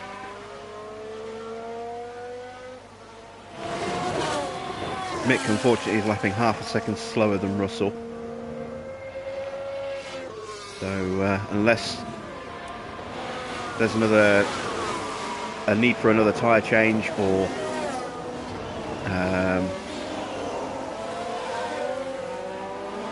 if there's an accident, I think Mick is going to finish in 8th place. Looking at the tyre wear, Oscar's tyres are in worse shape. I'm starting to think I might not be able to pull off the 2 stop with Oscar, but I have burnt his tyres down a bit.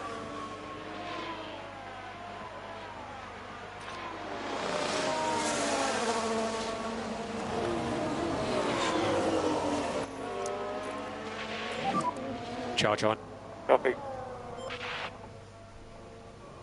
I don't know. We'll keep him like this for now. We are pulling away from Perez.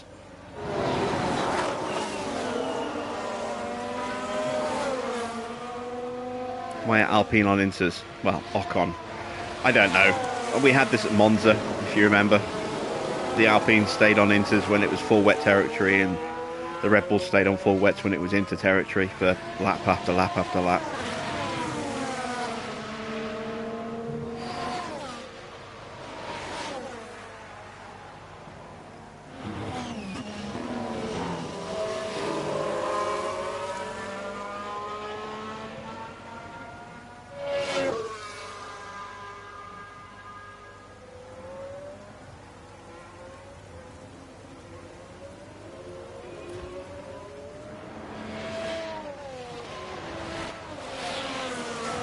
Alright, we've been saving some fuel again.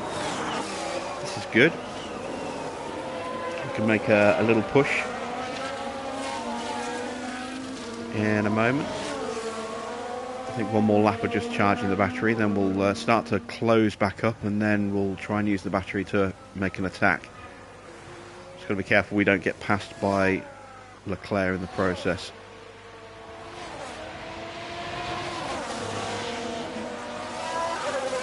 Someone's locked up. Please be one of the guys in front of me.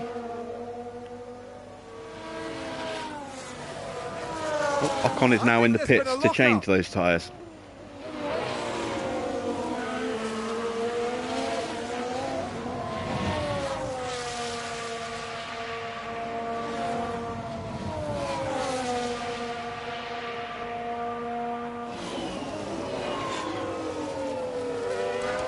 Yeah, there we go. Ocon now on full wets.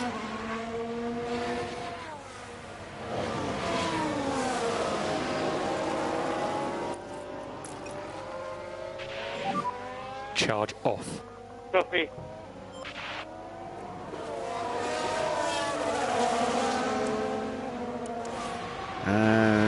We actually gained a couple of tenths on Russell with Mick that time.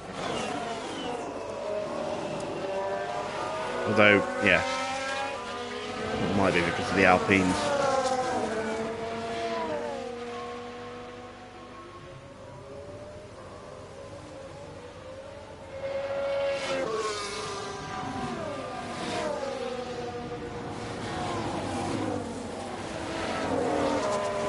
Claire's looking feisty.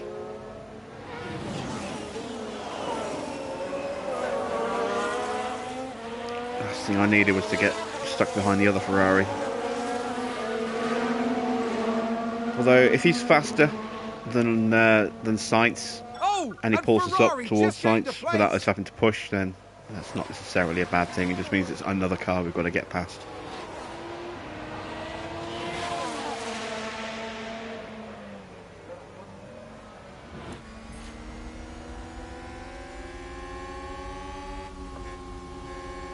Someone running wide again. Oh, they've run wide! Albon this time, running wide in Spoon.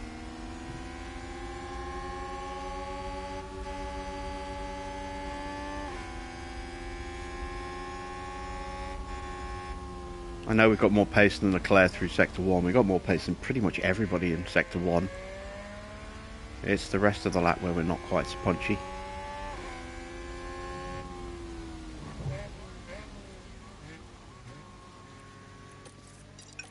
Let's save the tyres for now. See if Leclerc can close Sainz down a bit without us having to do the work.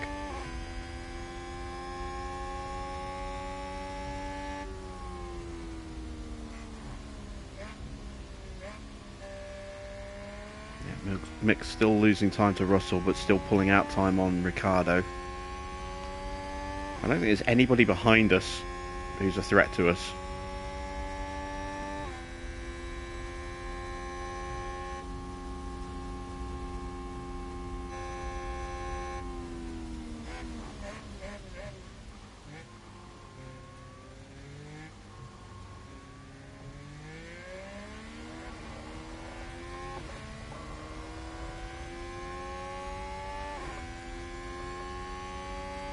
should be quick in the first sector in Kota, similar to here. Well, I think it's a little bit different. I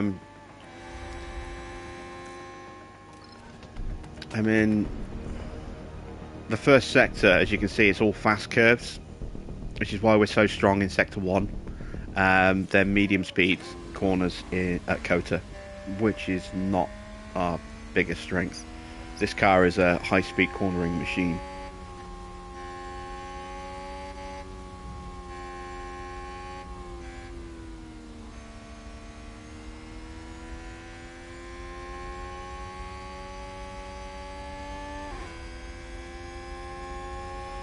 Hamilton's lead has been gradually eroded down. It's just 1.4 seconds now.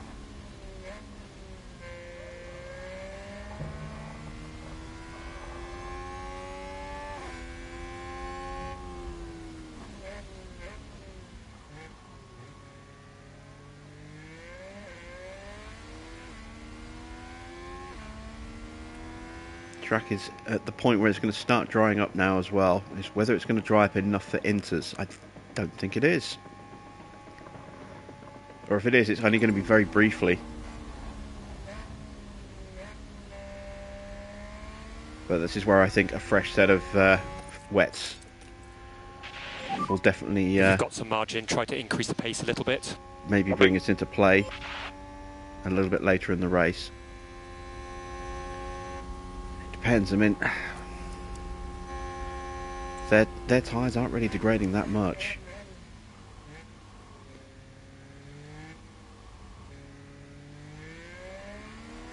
We've pushed these too hard to not change them at some point. We'll be pitifully slow at the end. Will Piastri come out of the pits in front of Ricciardo? Yes, comfortably.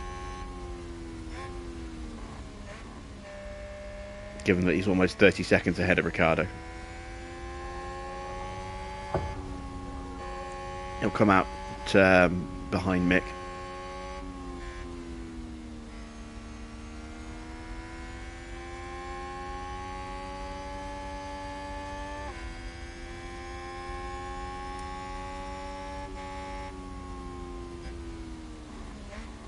Okay, Leclerc is slowly catching Sainz. We are kind of holding stations. Someone else has run wide again. Who was it this time? Someone run wide it was Yuki. there? We can take a look now. Now look at this. It was the Going off Alpha at Spoon. Tauri driver involved. They go wide. That cost him half a second, maybe a second.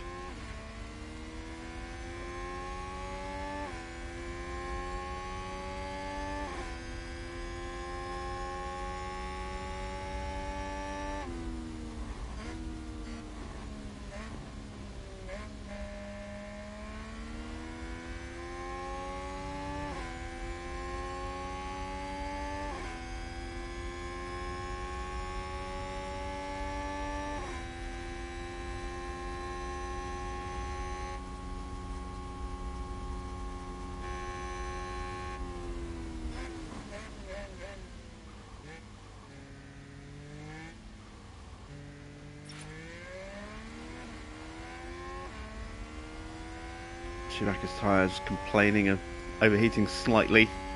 The track is drying up a little bit.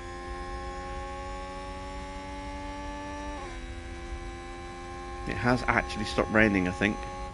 Or pretty much stopped raining. It's just maybe a few drops here and there. But it's going to start raining again very shortly.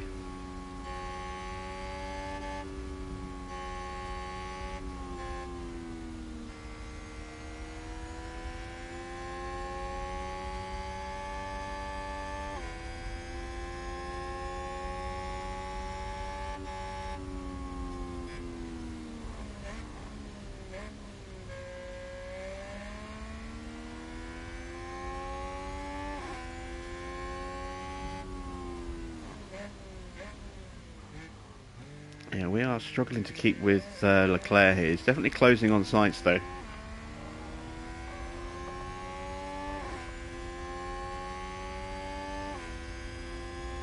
Oh, we've got some back markers.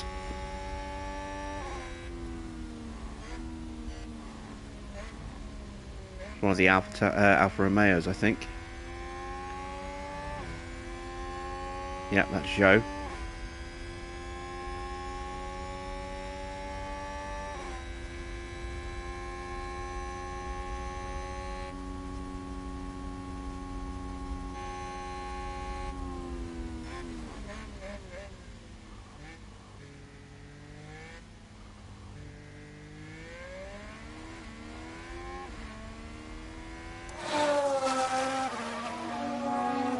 Yeah, definitely getting into traffic now. That's Stroll being lapped up in front of us. Vettel's a long way ahead. 18 seconds further up the road. Oh, come on. Stroll can't drive.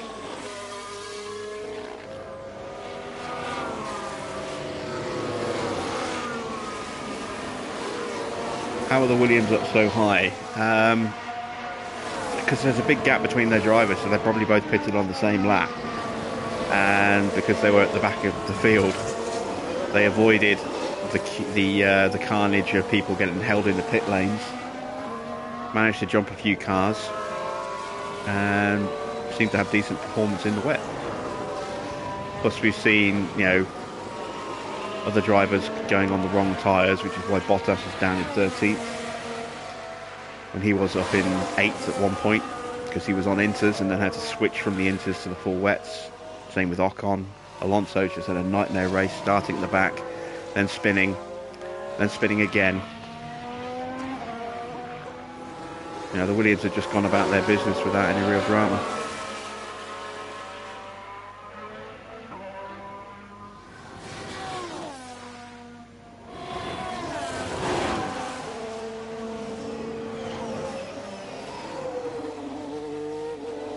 Okay, we're getting close to into territory.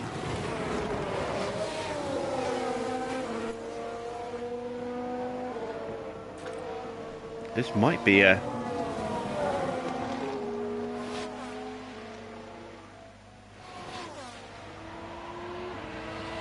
period where we think about pitting maybe for inters.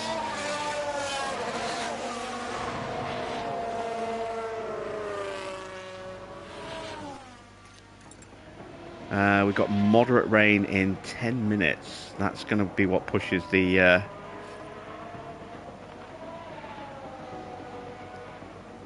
rain back up again.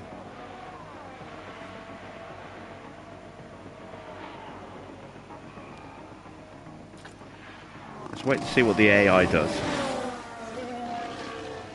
See if the AI pits here for fresh inters. If they do, we'll stay out.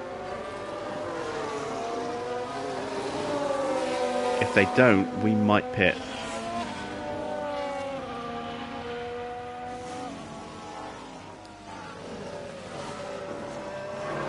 How far ahead is Schumacher? Ricardo, he's 11 seconds ahead. He's going to drop behind Norris if he pits. Track is very much into territory though. And we have burnt these tyres up a bit. Let's cue the pit stop up. Box, box, box, box, box. Let's go for it. We'll do the same with Mick as well, I think. No, I'm going to leave Mick. Understood. Limiter on, please. Going to leave Mick on the same strategy that the front runners are on. I don't want to take that big gamble again. This could be a very short stint on these tyres.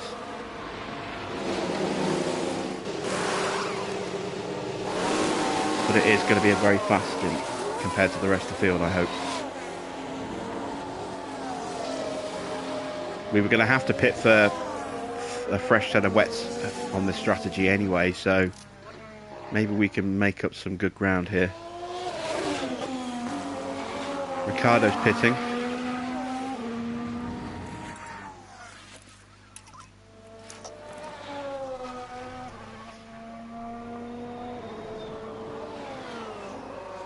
How long is it going to stay like this? Mick's going to stay out. If the guys in front pit, inters, Mick will gain a little bit of track position and then can slow them down a bit while Piastri's closing up.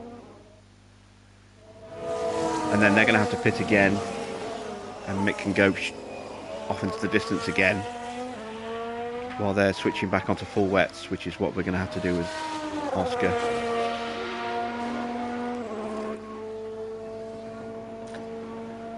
This track's getting very dry, actually. Let's see what the AI is doing on this lap.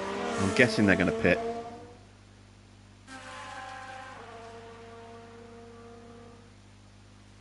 No, they're not. They're staying out. Okay, so Mick's staying out as well then.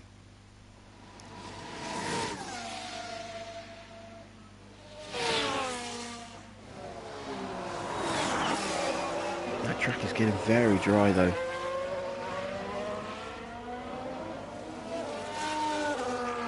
I wish we had a better weather sensor.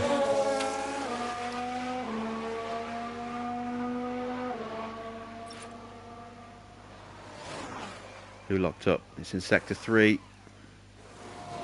It's at the hairpin. Is it Yuki?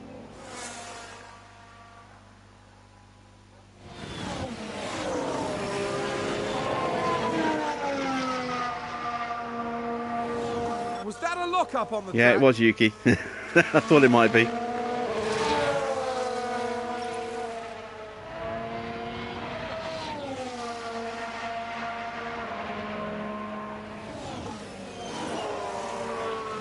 New front wing on both cars through to Q2. Yeah, that's the power of a fresh engine and a fresh body part. Okay, that's Norris in the pits for Inters as well.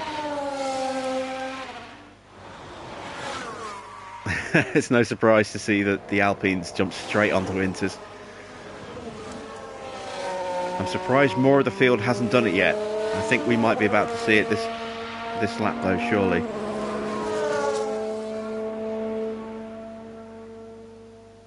No, they're staying out. Schumacher's lost a lot of time. Okay, we're going to pit Schumacher for a set of Inters.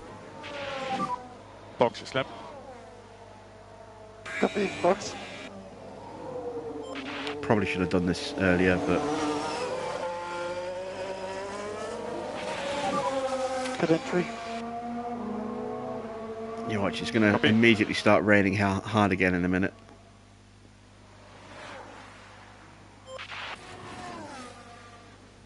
Okay, battery's empty. Let's start to harvest the battery while we're lapping faster than the AI. Let's see what we did last lap compared to the AI. Charge on. Yeah, 3 seconds faster. The track is still getting drier. It's not going to stay like this for long. We've only got 4 minutes. I probably should have left Mick in the pits, but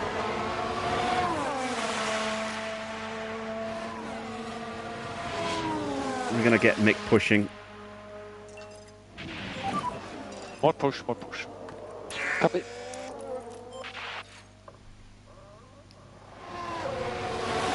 Burn these tyres while we've got them.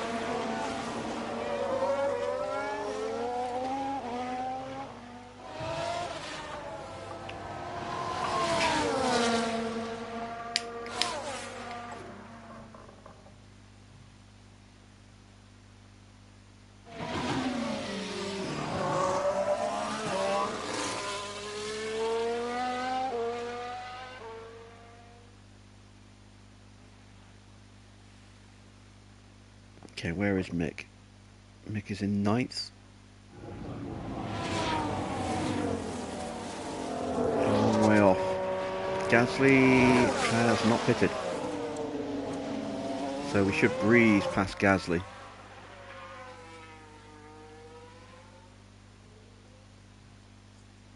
Need to make hay while the...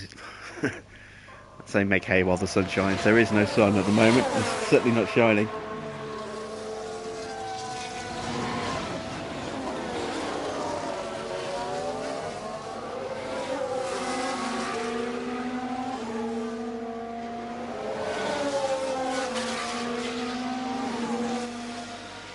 Well, you got to feel sorry for Ocon here. He's trying to unlap himself and he can't. You know, it's out. It might be Ocon, but he can't unlap himself because the AI won't let you unlap yourself. He's on the better tyres. He is going to be multiple seconds a lap faster, and he can't do anything about it. That's something they need to change as well in the HAAS game. with an overtake Allow there. drivers to unlap themselves. Oh, and here comes the rain again.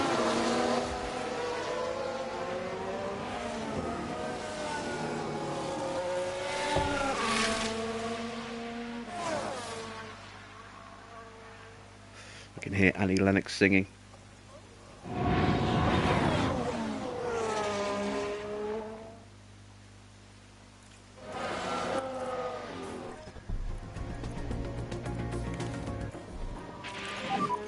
Box, We should have left box. Mick out.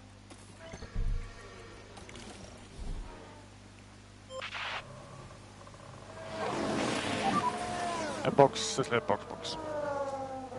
Copy for box.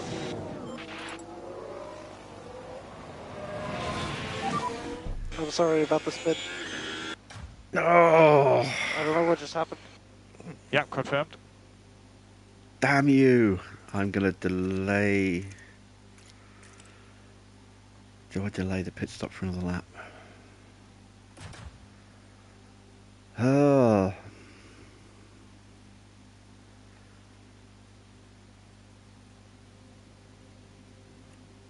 No, I'm going to pit.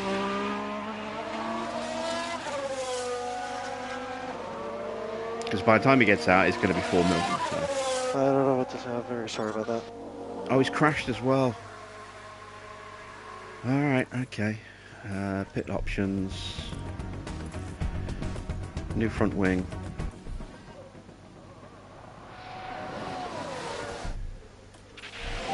You have to see a replay of that. I think he hit someone, or someone hit him.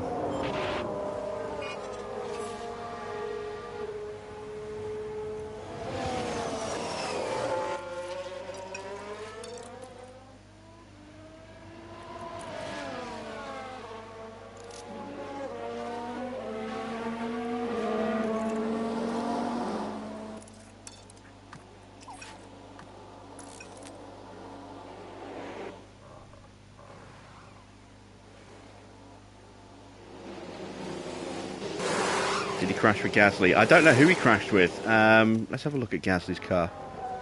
Looks fine. We never saw the replay, so I don't know what happened. Okay, where's Oscar? He's 7th and a long way off. But the time we did lose...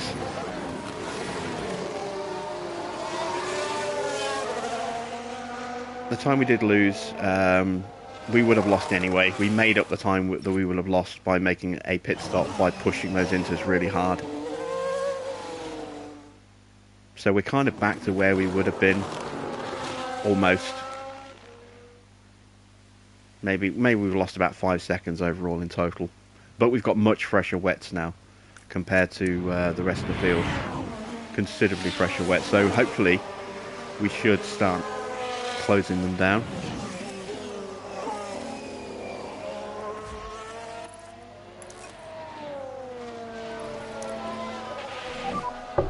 Charge on. Copy.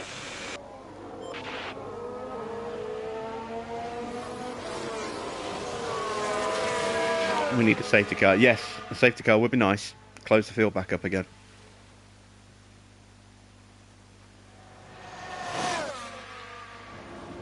Oh, we should have stayed out, look. We should have stayed out a little bit longer.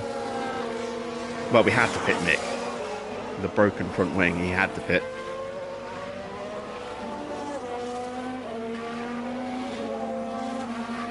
I was looking at the weather thinking, do I pit yet? Do I pit yet? And I should have, well... No, I think we made the right decision.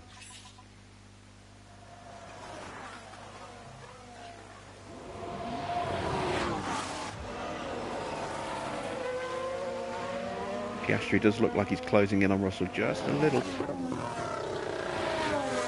Hard to tell. The McLarens, not McLarens, sorry, the Mercedes are good in wet weather, I've noticed. Yeah, they do run quite well.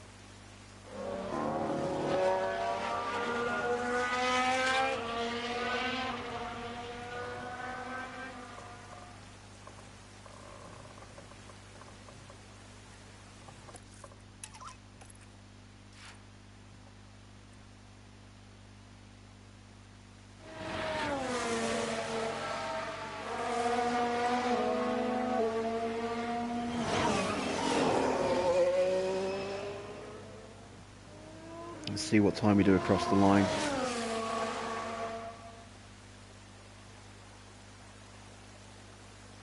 A 142.8. It's not fast enough.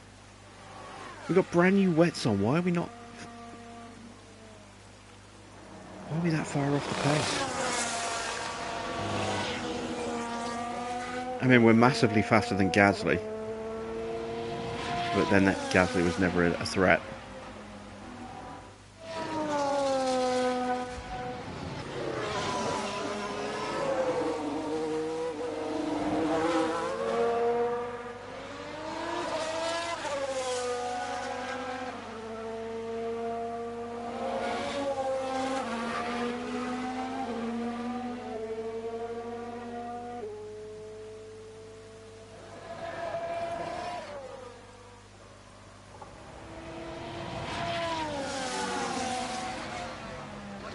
This has not gone at all how I thought it would.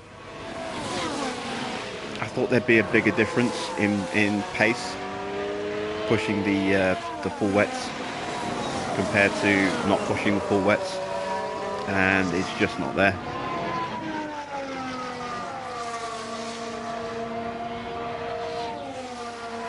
What is Alpine's strategy in this race? I think they might have hired someone from Ferrari recently.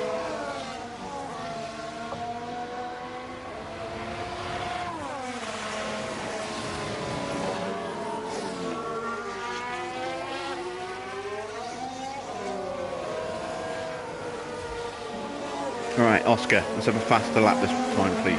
142.8 is not going to cut it. Right, we'll cut it now.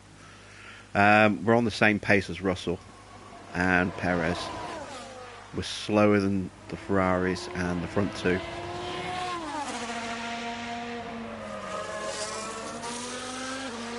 Although that might just be because they were further down the track before the rain got really heavy again. This lap will be the real test.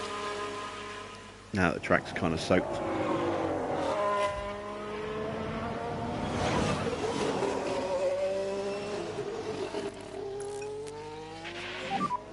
Charge off. Copy.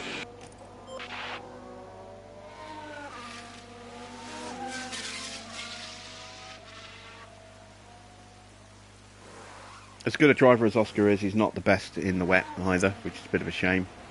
He is so fast in the dry, but he's not the fastest in the wet. I would love to improve his adaptability, but that's going to be one of the last skills that I do. Oh, the sex bots have finally turned up. It's been a while since we've seen them.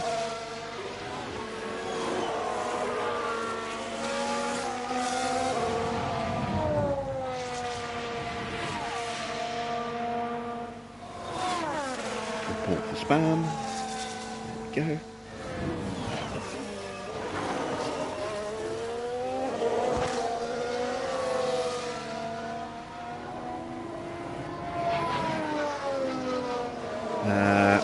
Yeah, now Piastri's pushing faster. Now the full wets are coming in. Unless the front runners just had some traffic to deal with. That sounds like someone's gone wide there.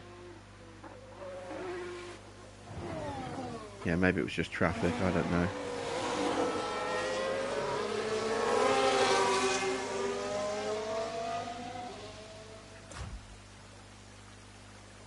No, there we go, 48.9. So we're still losing time to the guys in front of us.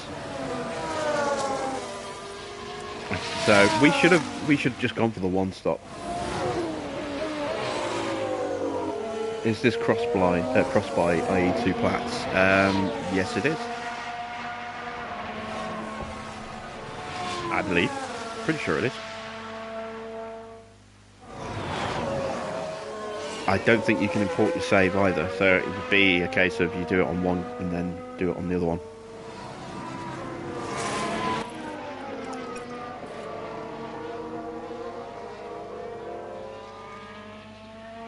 I mean, you could do it in a single season, just about. Maybe the achievements that I was pushing for. I got my last achievement after the Bahrain GP, which was getting a driver up to 100. I could have done that earlier if I'd realised just how close to 100 that Hamilton was with one of his stats. So his control stat was already ridiculously high. I think it was like 98, and I'd been putting points into other aspects of his stuff. So I could have got that earlier than I did. Everything else I could achieve in one single season with Mercedes. Winning races, I could just about manage that. Winning 10 races in one season, depending on how well the upgrades worked, and if there was a little bit of luck, maybe you could get 10 race wins with Mercedes. But if you wanted to choose it, you could just do it with Red Bull. I'm sure Verstappen's got a stat that's close to 100. And then you could definitely win 10 races in a season with Red Bull. You could win the Constructors. You could win your long-term objective, which would be the Constructors. You could win the Drivers' Championship in one season.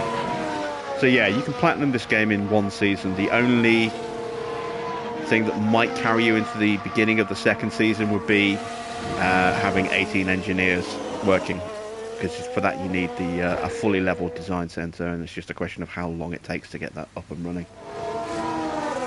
Is Mick catching Ricardo? No, Mick is not catching Ricardo, I don't think. Oh, he is.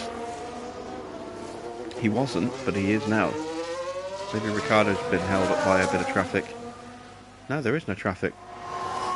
Mick is catching Ricardo. Ricardo's just had a bad lap. Piastri is struggling as well, still.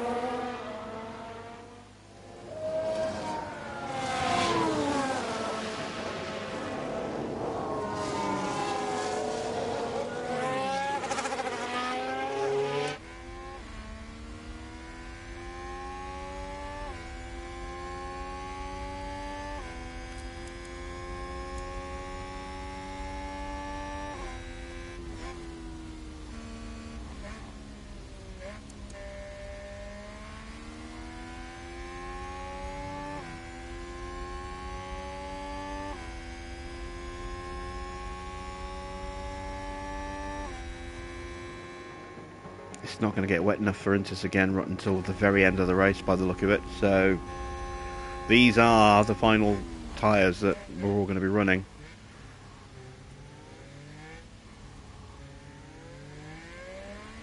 Oh wow, Russell's caught and passed Perez.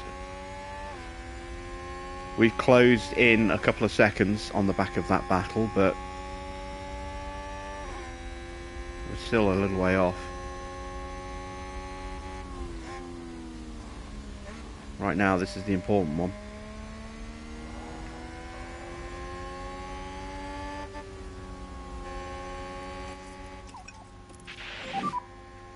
Can reduce and lift off a bit. Copy.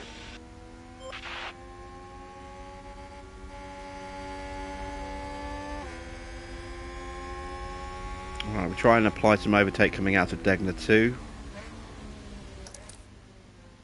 There we go. Use overtake instead. Okay, copy. Up the inside into the hairpin.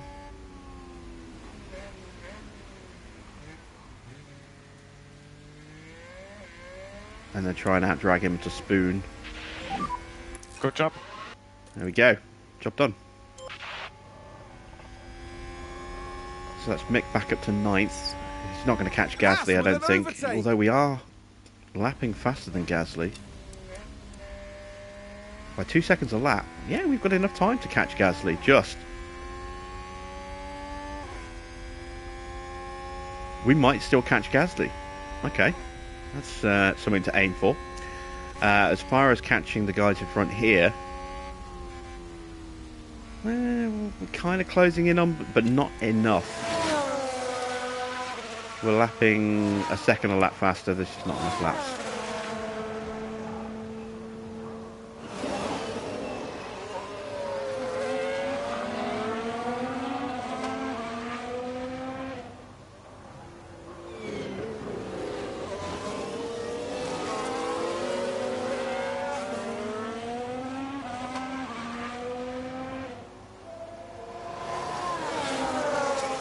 Okay, we just helped one of the Williams there. I think that was Joe that we just overtook, and that's dropped him back from Latifi. Who finally scored points this weekend at Japan. He got 9th place, got 2 points.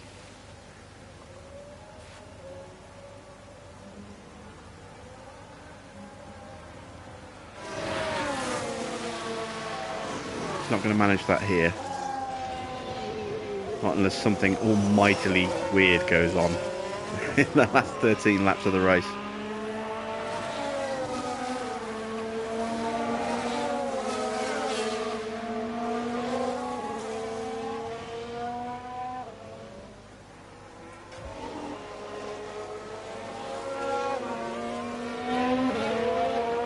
Yeah, Mick is definitely pulling away from Ricciardo. Gap is 22 seconds.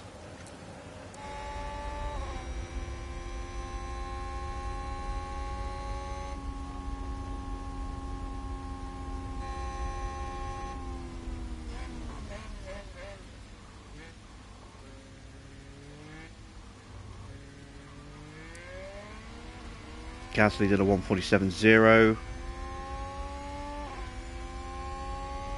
Mick's done a 1:45.0. He's lapping 2 seconds a lap faster. I think Mick's going to catch him. If he can keep lapping at this pace, he's going to catch him.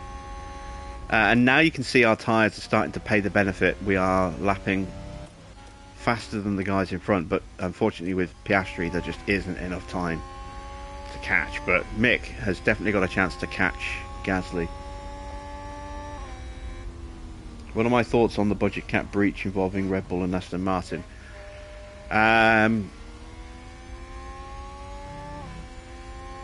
We don't know exactly what the breach is. We know there's a breach, but we don't know if it's just over paperwork that's not been filed correctly or if it's an actual overspend. I was reading on BBC News earlier that BBC Sport that it looks like it's a paperwork issue for Red Bull and not an overspend. I don't know about Aston Martin. I do know that Williams were fined earlier in the season 25 grand for a breach of the rules, but again I think that was a paperwork related issue. I think they were fined 25 grand.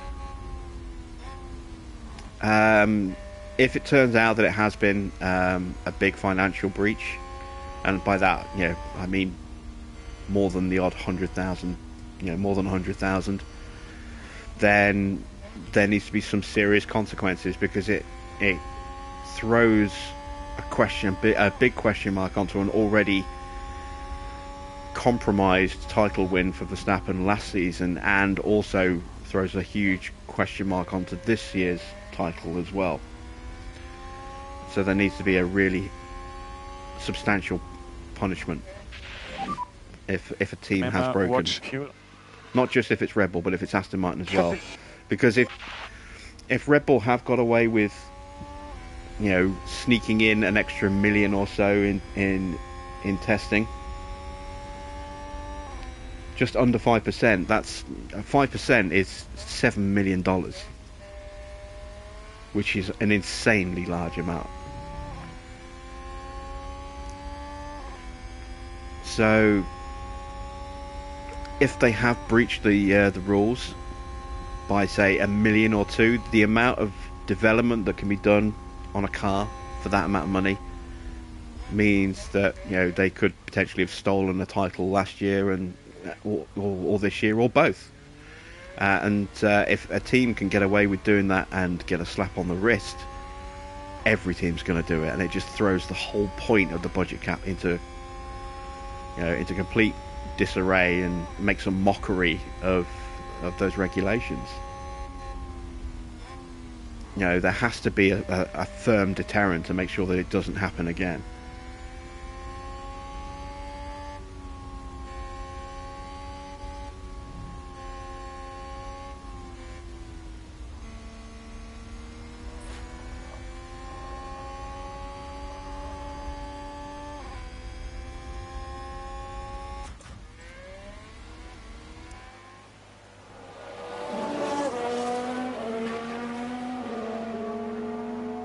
Okay, still lapping faster.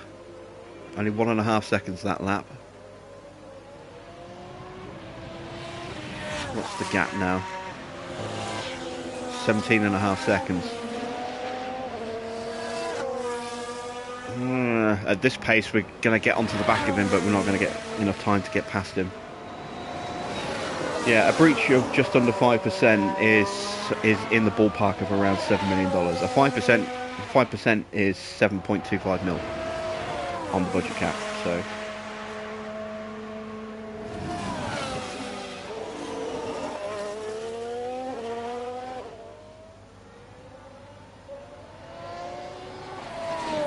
There needs to be a thorough investigation as to what the breach actually is, and in terms of value and where that breach has come from.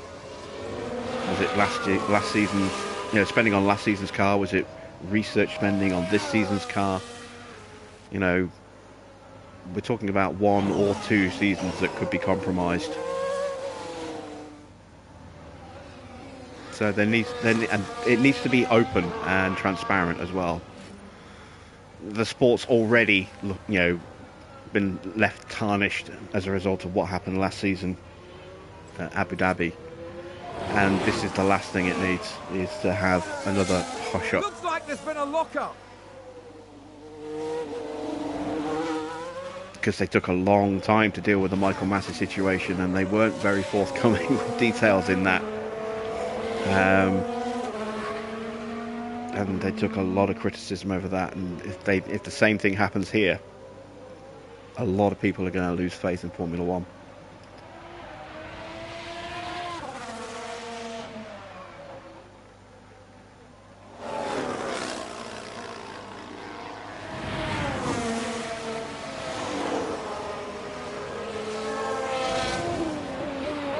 Alright, 15 seconds to gap. We are pushing hard. With the track being a bit wetter, this is where it suits us more because our tyres are in much better shape.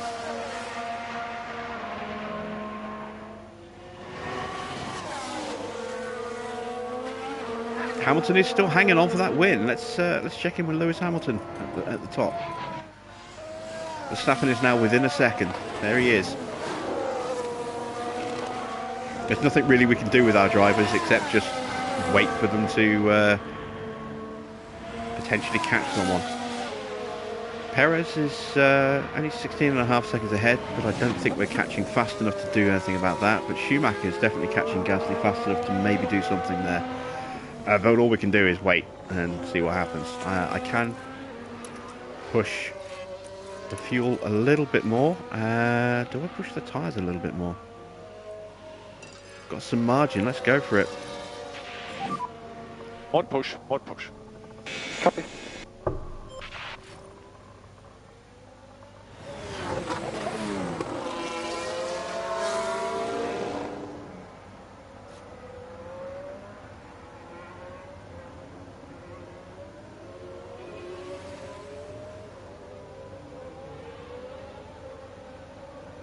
How is everyone's tyres doing? Yeah, we've comfortably got a tyre advantage over Perez, and we've got a comfortable advantage over Gasly as well. So we can afford to really push these tyres to try and catch up a little bit faster.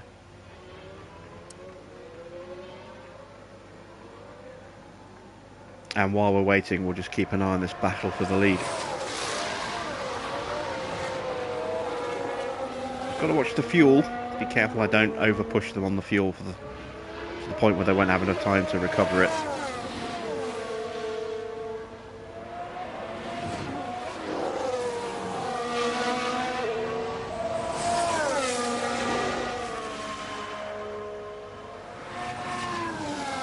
Verstappen's just been edging up by a tenth or two every lap for the last 10-12 laps at least. It's just been gradually chipping away at that lead, and we're going to end up with a barnstormer of a finish between these two by the look of it.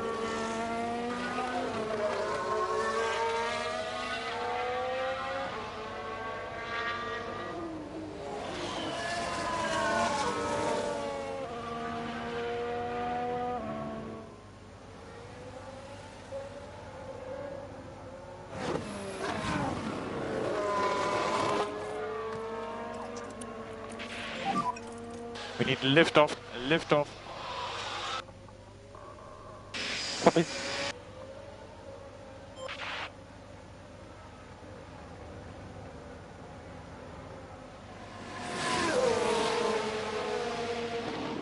If they take each other out, I'd be really happy, and I'd also be really sad for Hamilton because I think he's only got one podium all season so far. I want to see the Mercedes improve so that we get three constructors fighting, on equal terms, which we haven't had.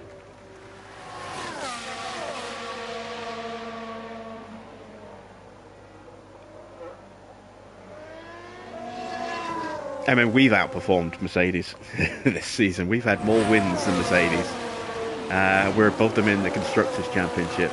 We don't have the outright pace, but we've had better strategy and better luck as well.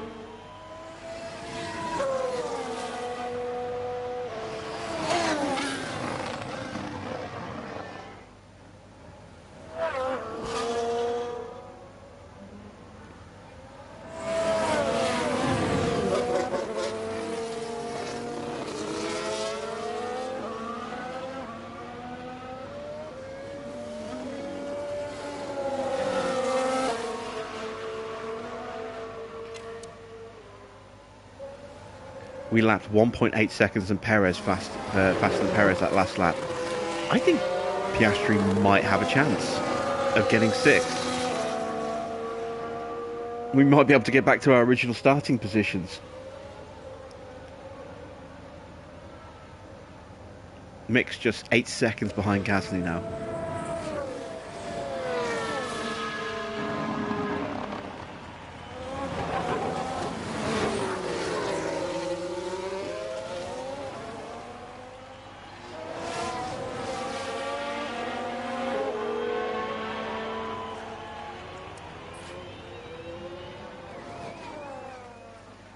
Alright, 6 laps to go.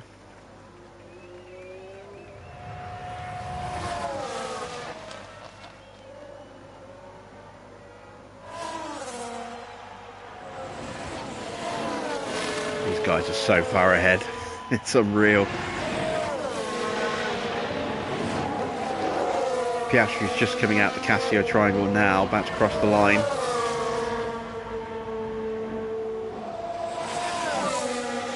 Laps remaining. Whoa, a 141.9. That's fast.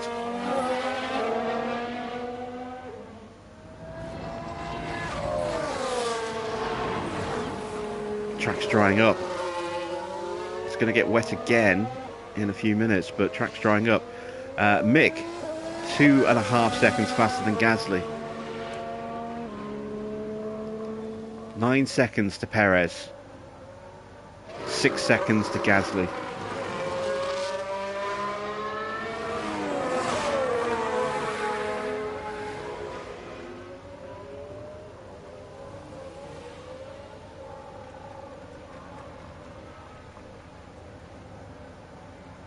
And just half a second between these two.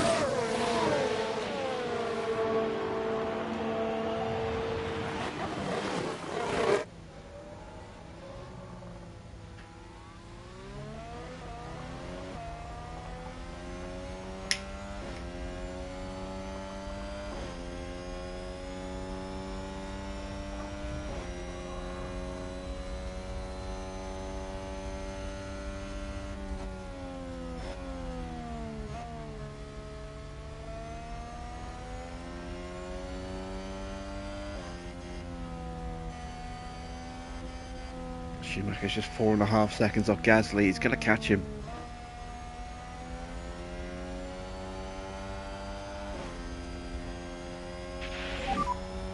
If anyone's going to blink and put on inters, I would expect the Alpines would put on inters as soon as it hits 4 mil.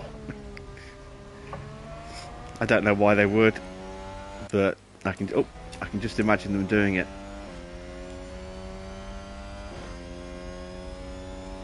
And look at that, 1.4 seconds faster than Perez. Gasly's pitted. Gasly's going for the inters.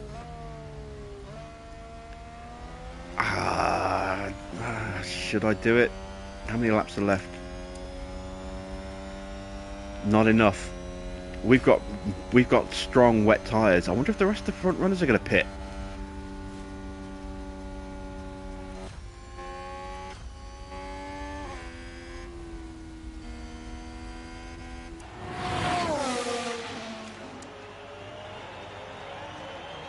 Oh, Mick is a long way behind Oscar.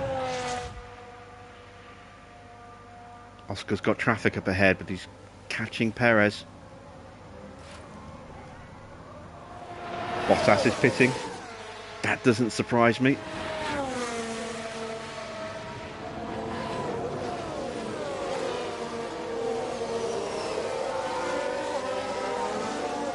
Albon pits.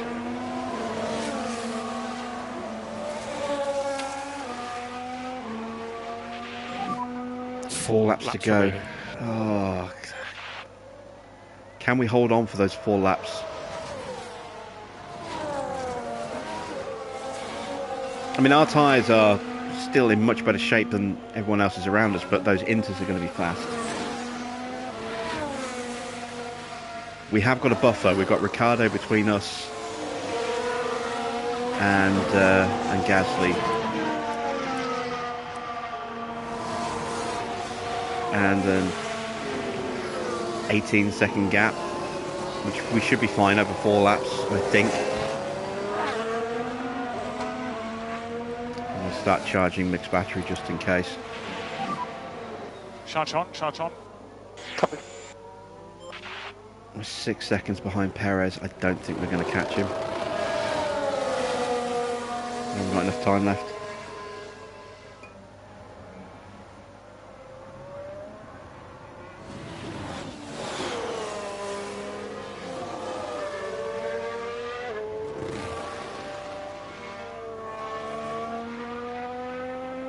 It's a bit of an anticlimax in some respects that we got given the position. I was looking forward to an actual fight with Gasly and he just peeled straight off into the pits, but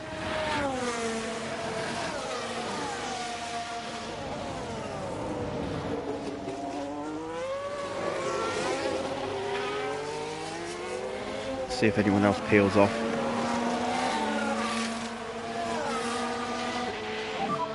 Three laps remaining. If there'd been more than just 4 laps to go, I would have probably pitted, but I think we can hold on for 4 laps.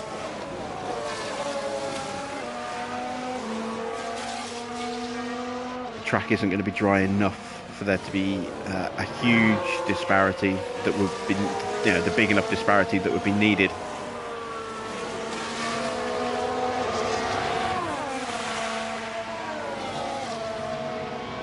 Running wide there. Pit Piastri if he can't get past Perez. No point. Schumacher's 40 seconds behind him. I'm not going to get fastest lap because that will set on slicks. The track isn't fast enough.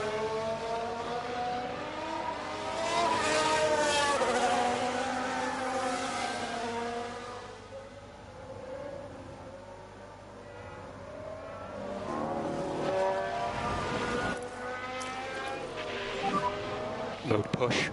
Copy. Yeah, Gasly's not catching anywhere near fast enough, look. He's only lapping a second faster than Mick.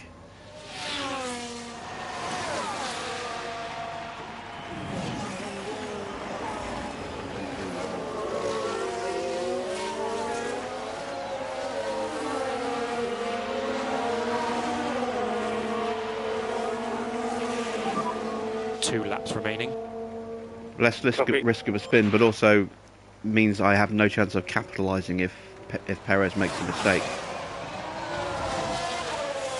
If I do spin, I'm not going to lose a position to Mick.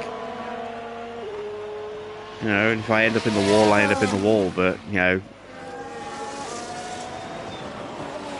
if I'm going to get Perez, I need him to make a mistake, and I need to be there to capitalise on it. Look at that! They've run wide!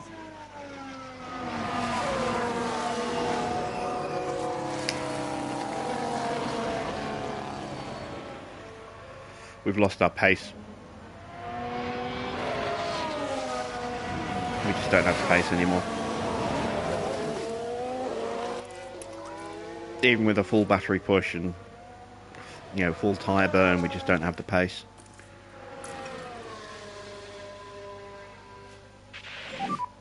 Road race. Copy.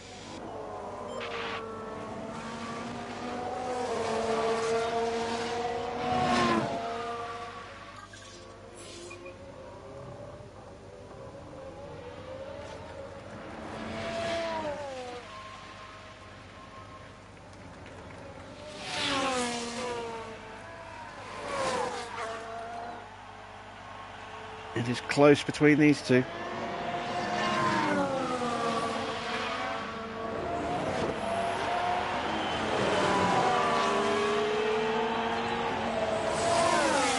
They've gone wide!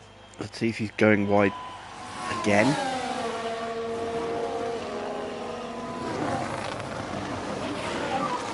Starting final lap.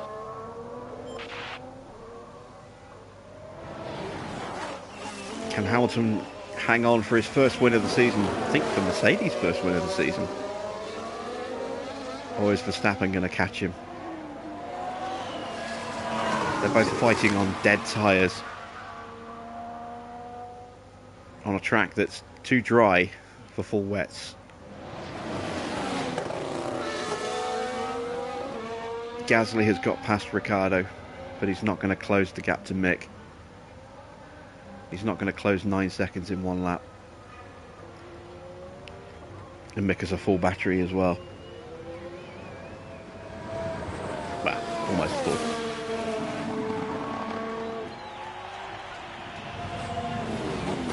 I think that was Verstappen's last chance unless Hamilton gets a really bad drive out of here.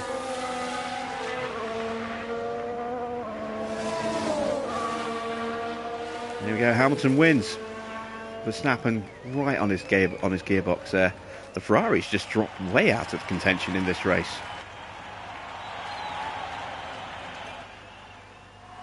Russell's going to finish fifth. Lewis Hamilton with the win today. There's Perez. Let's take a closer look. It's a win for Lewis Hamilton. There'll be celebrations tonight after a performance like that. They've done themselves and the team proud.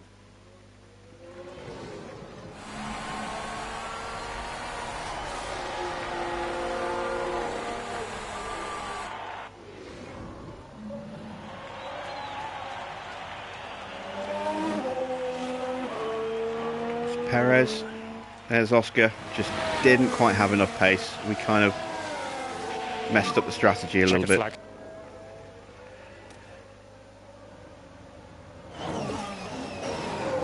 Gasly's closing a lot faster than I thought he would. Let's just dump the battery.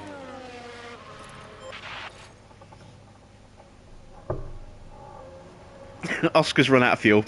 He crossed the line and ran out of fuel.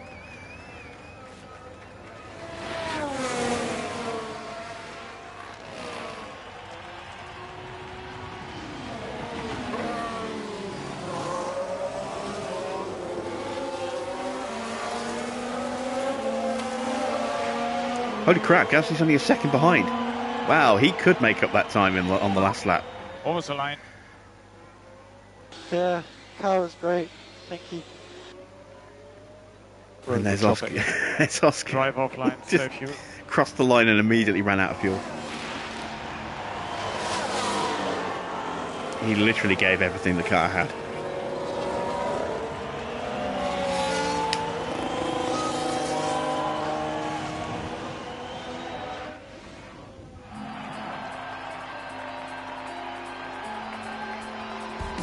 A brilliant performance from the HAAS driver.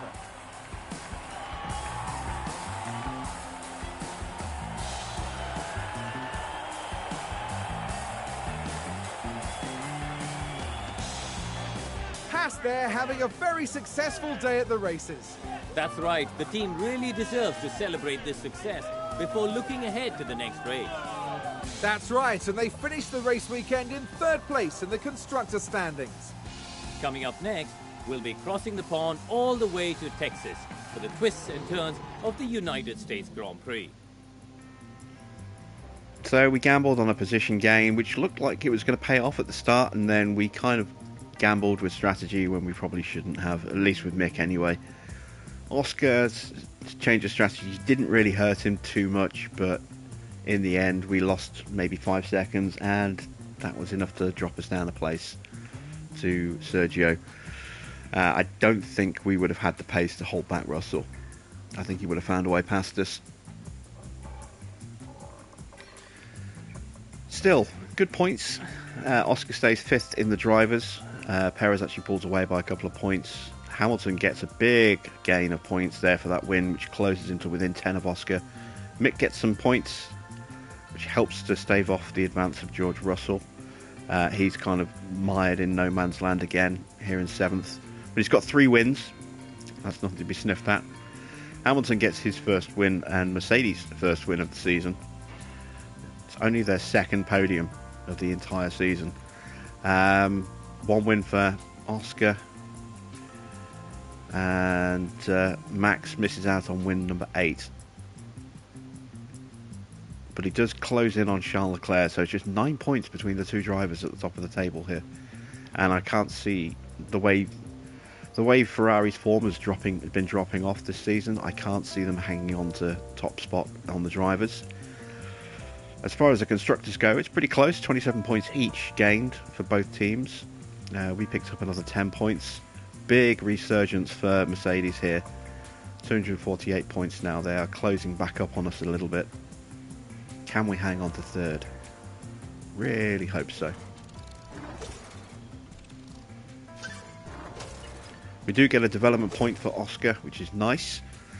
This is what I was telling you about, Farah, about the XP that you gain to level up your drivers.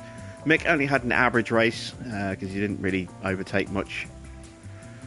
You can see here we got a breakdown: 5 successful overtakes worth 10 points each, 8 successful defences worth 5 points each, 9 failed overtakes worth a point each, and 3 failed defends worth a point each.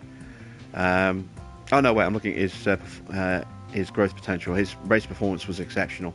Got the full 100 race completion points because there was no safety car, which was a bit of a surprise. I thought there'd be maybe a VSC, but nobody went off into the wall and broke their wing. We got clipped coming back on the track when we went wide. That's what broke our wing. I don't think anyone else suffered a wing failure. Another exceptional race for Oscar as well, just unfortunately went backwards a little bit. But his growth potential being much higher means he's going to earn a lot more points than Mick out of that race there. Despite actually earning less points, he comes out with a higher total. We pay out 70 grand in bonuses, 20 for Oscar, 50 for Mick. We fail the position gain, but we pass all of our other objectives. So we come out with 4.3 mil. Very nice.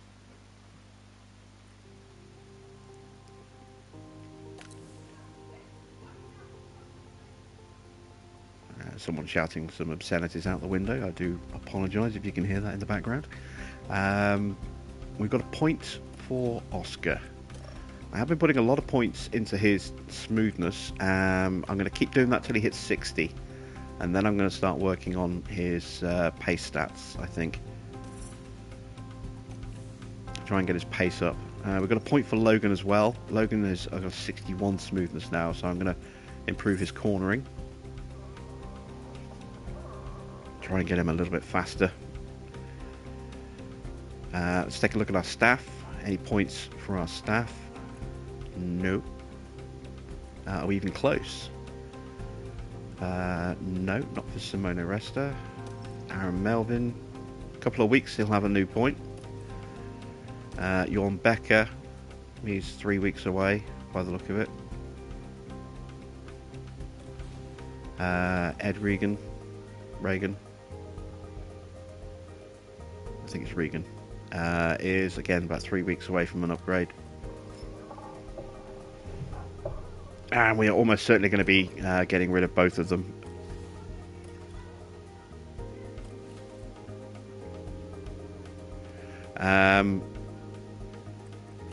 Pit crew has improved to 51. They're still a long way off being anywhere near good.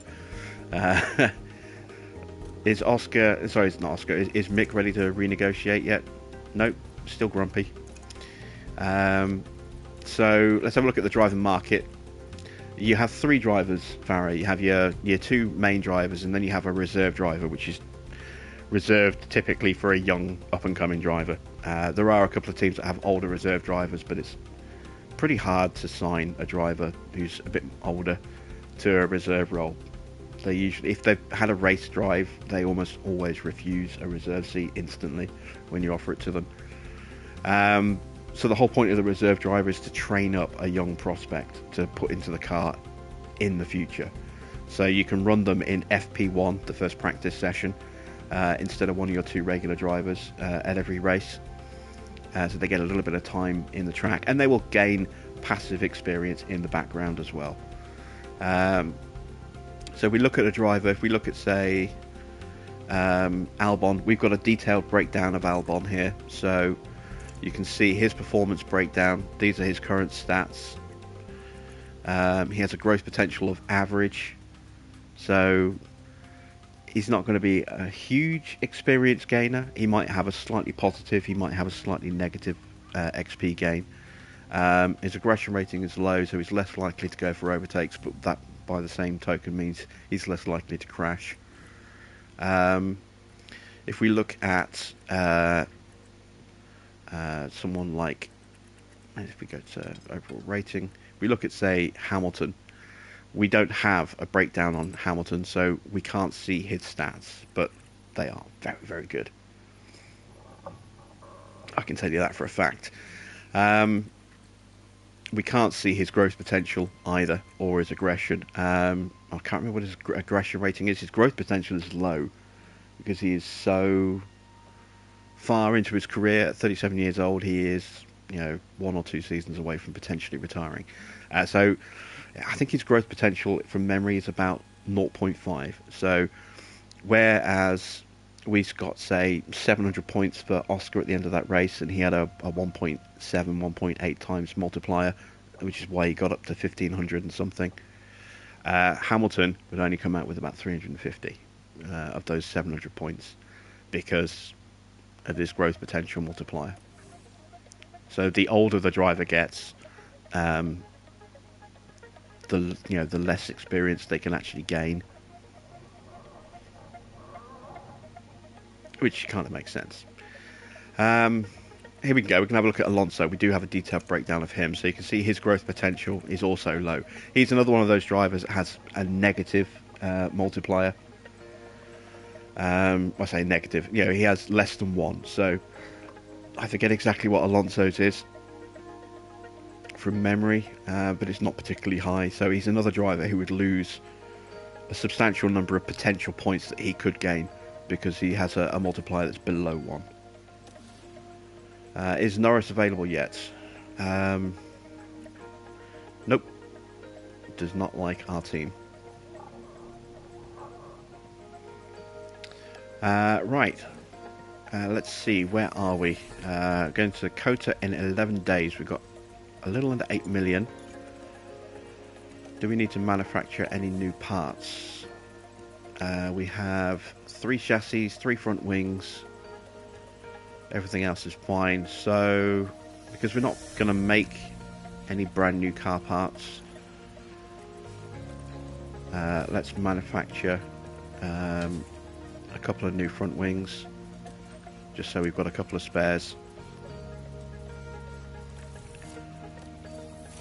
We've already got that final chassis on the way. That'll be ready in 3 days. Our research is ticking over. When is the next ATR period? I'm not sure. I think there's one more. Must be coming up soon, I think. Let's check the calendar. Yeah, there's the next ATR period, so that's in 3 weeks' time. So our research ends in just over 3 weeks, or just under 4 weeks, and then 6 weeks. Okay. So we can do one big research project and then one smaller one. When does our design center upgrade? Not till next season, effectively. We're still 2.5 months away on that one. So that's not really going to help us until next year. Race simulator's already maxed out. That's about to be maxed out. Can I afford this now? Yes, I can. So we'll improve our car part test center so we get better cooling benefits when we design the next car, which I think is going to be important because if I remember rightly, cooling is going to be affected. We filter the inbox. I didn't filter the changes. I forgot to. Clear filters. Okay. We've got scouting done on Tondi, just so I can see what his salary is. It's a lot. If we could get Tondi, it would be incredible. He is comfortably the best aero guy in the business in this game. Almost all of his stats are 90 or above. What was I going to do? Oh yes, I was going to check out the changes to next year's regs. So yeah, we can see engine cooling, airflow and drag reduction are the changes to next year. So we'll lose a little bit of downforce, but we are going to lose a lot of cooling. Side pods in particular are going to get hit. So this is why we've been trying to upgrade our cooling abilities a little bit. Let's skip some time on. That's the fourth chassis. Aldo Grassi. Let's compare him to Mr. Melvin. I was looking at this guy because he's cheap. He's going to be a free agent, so we won't have to buy out a contract, but I was curious to see what his stats would be. His airflow management is not great, and seeing as airflow management is going to be a big hit on next season, that's not an ideal purchase. His DRS delta is awful as well. His other stats are pretty good though. If he had one bad stat, and then I would think about signing him, but with two bad stats, normally I wouldn't really care about the airflow management, but because I know it's being hit next season, I'm more aware of that. So let's have another look, see who else is out there. We know about Tondi. We're going to try and snipe him at the end of the season, but I don't think we're going to be able to get him. Same with Enrico Balbo. He'd be a great purchase, but I don't think we're going to be able to get him. Dirk de Beer's not bad, but he's a bit old.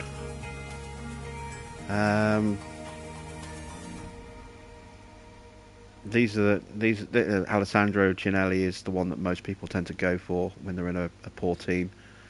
Or Dickon Balmforth is who we're using on our Williams playthrough. Jared Murphy's okay. He's nothing special. Yeah, it's going to be between these two. We can see if we can snipe one of those two. If not, we might well just go for Cinelli. Let's scout Jared, just to be on the safe side. And we'll scout Dirk as well.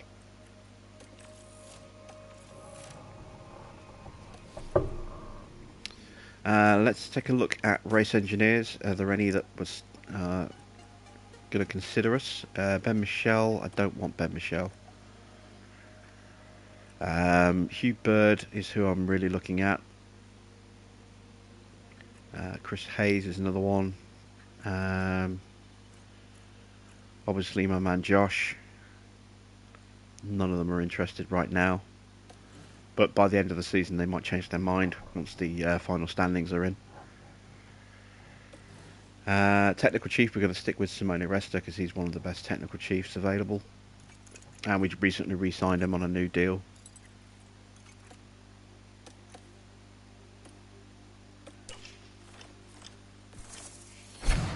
Okay, so our front wing's done. So we've got 5 of those now. 3 spares. And there we go. We are ready to push on for Kota next time out. So that is it for tonight's stream. Thanks everyone for watching. We're going to be back with Williams tomorrow night. We'll have 2 more races to push through. I'm trying to remember where we got to with Williams. I think we were about to go to Zandvoort, weren't we? Was it Zandvoort? Where did we finish up last time? We did Hungary and Spa last time out, didn't we? If I remember rightly, because we had our mid-season reviews. So yeah, I think we're heading to Zandvoort tomorrow. So we'll keep our eyes open for that one.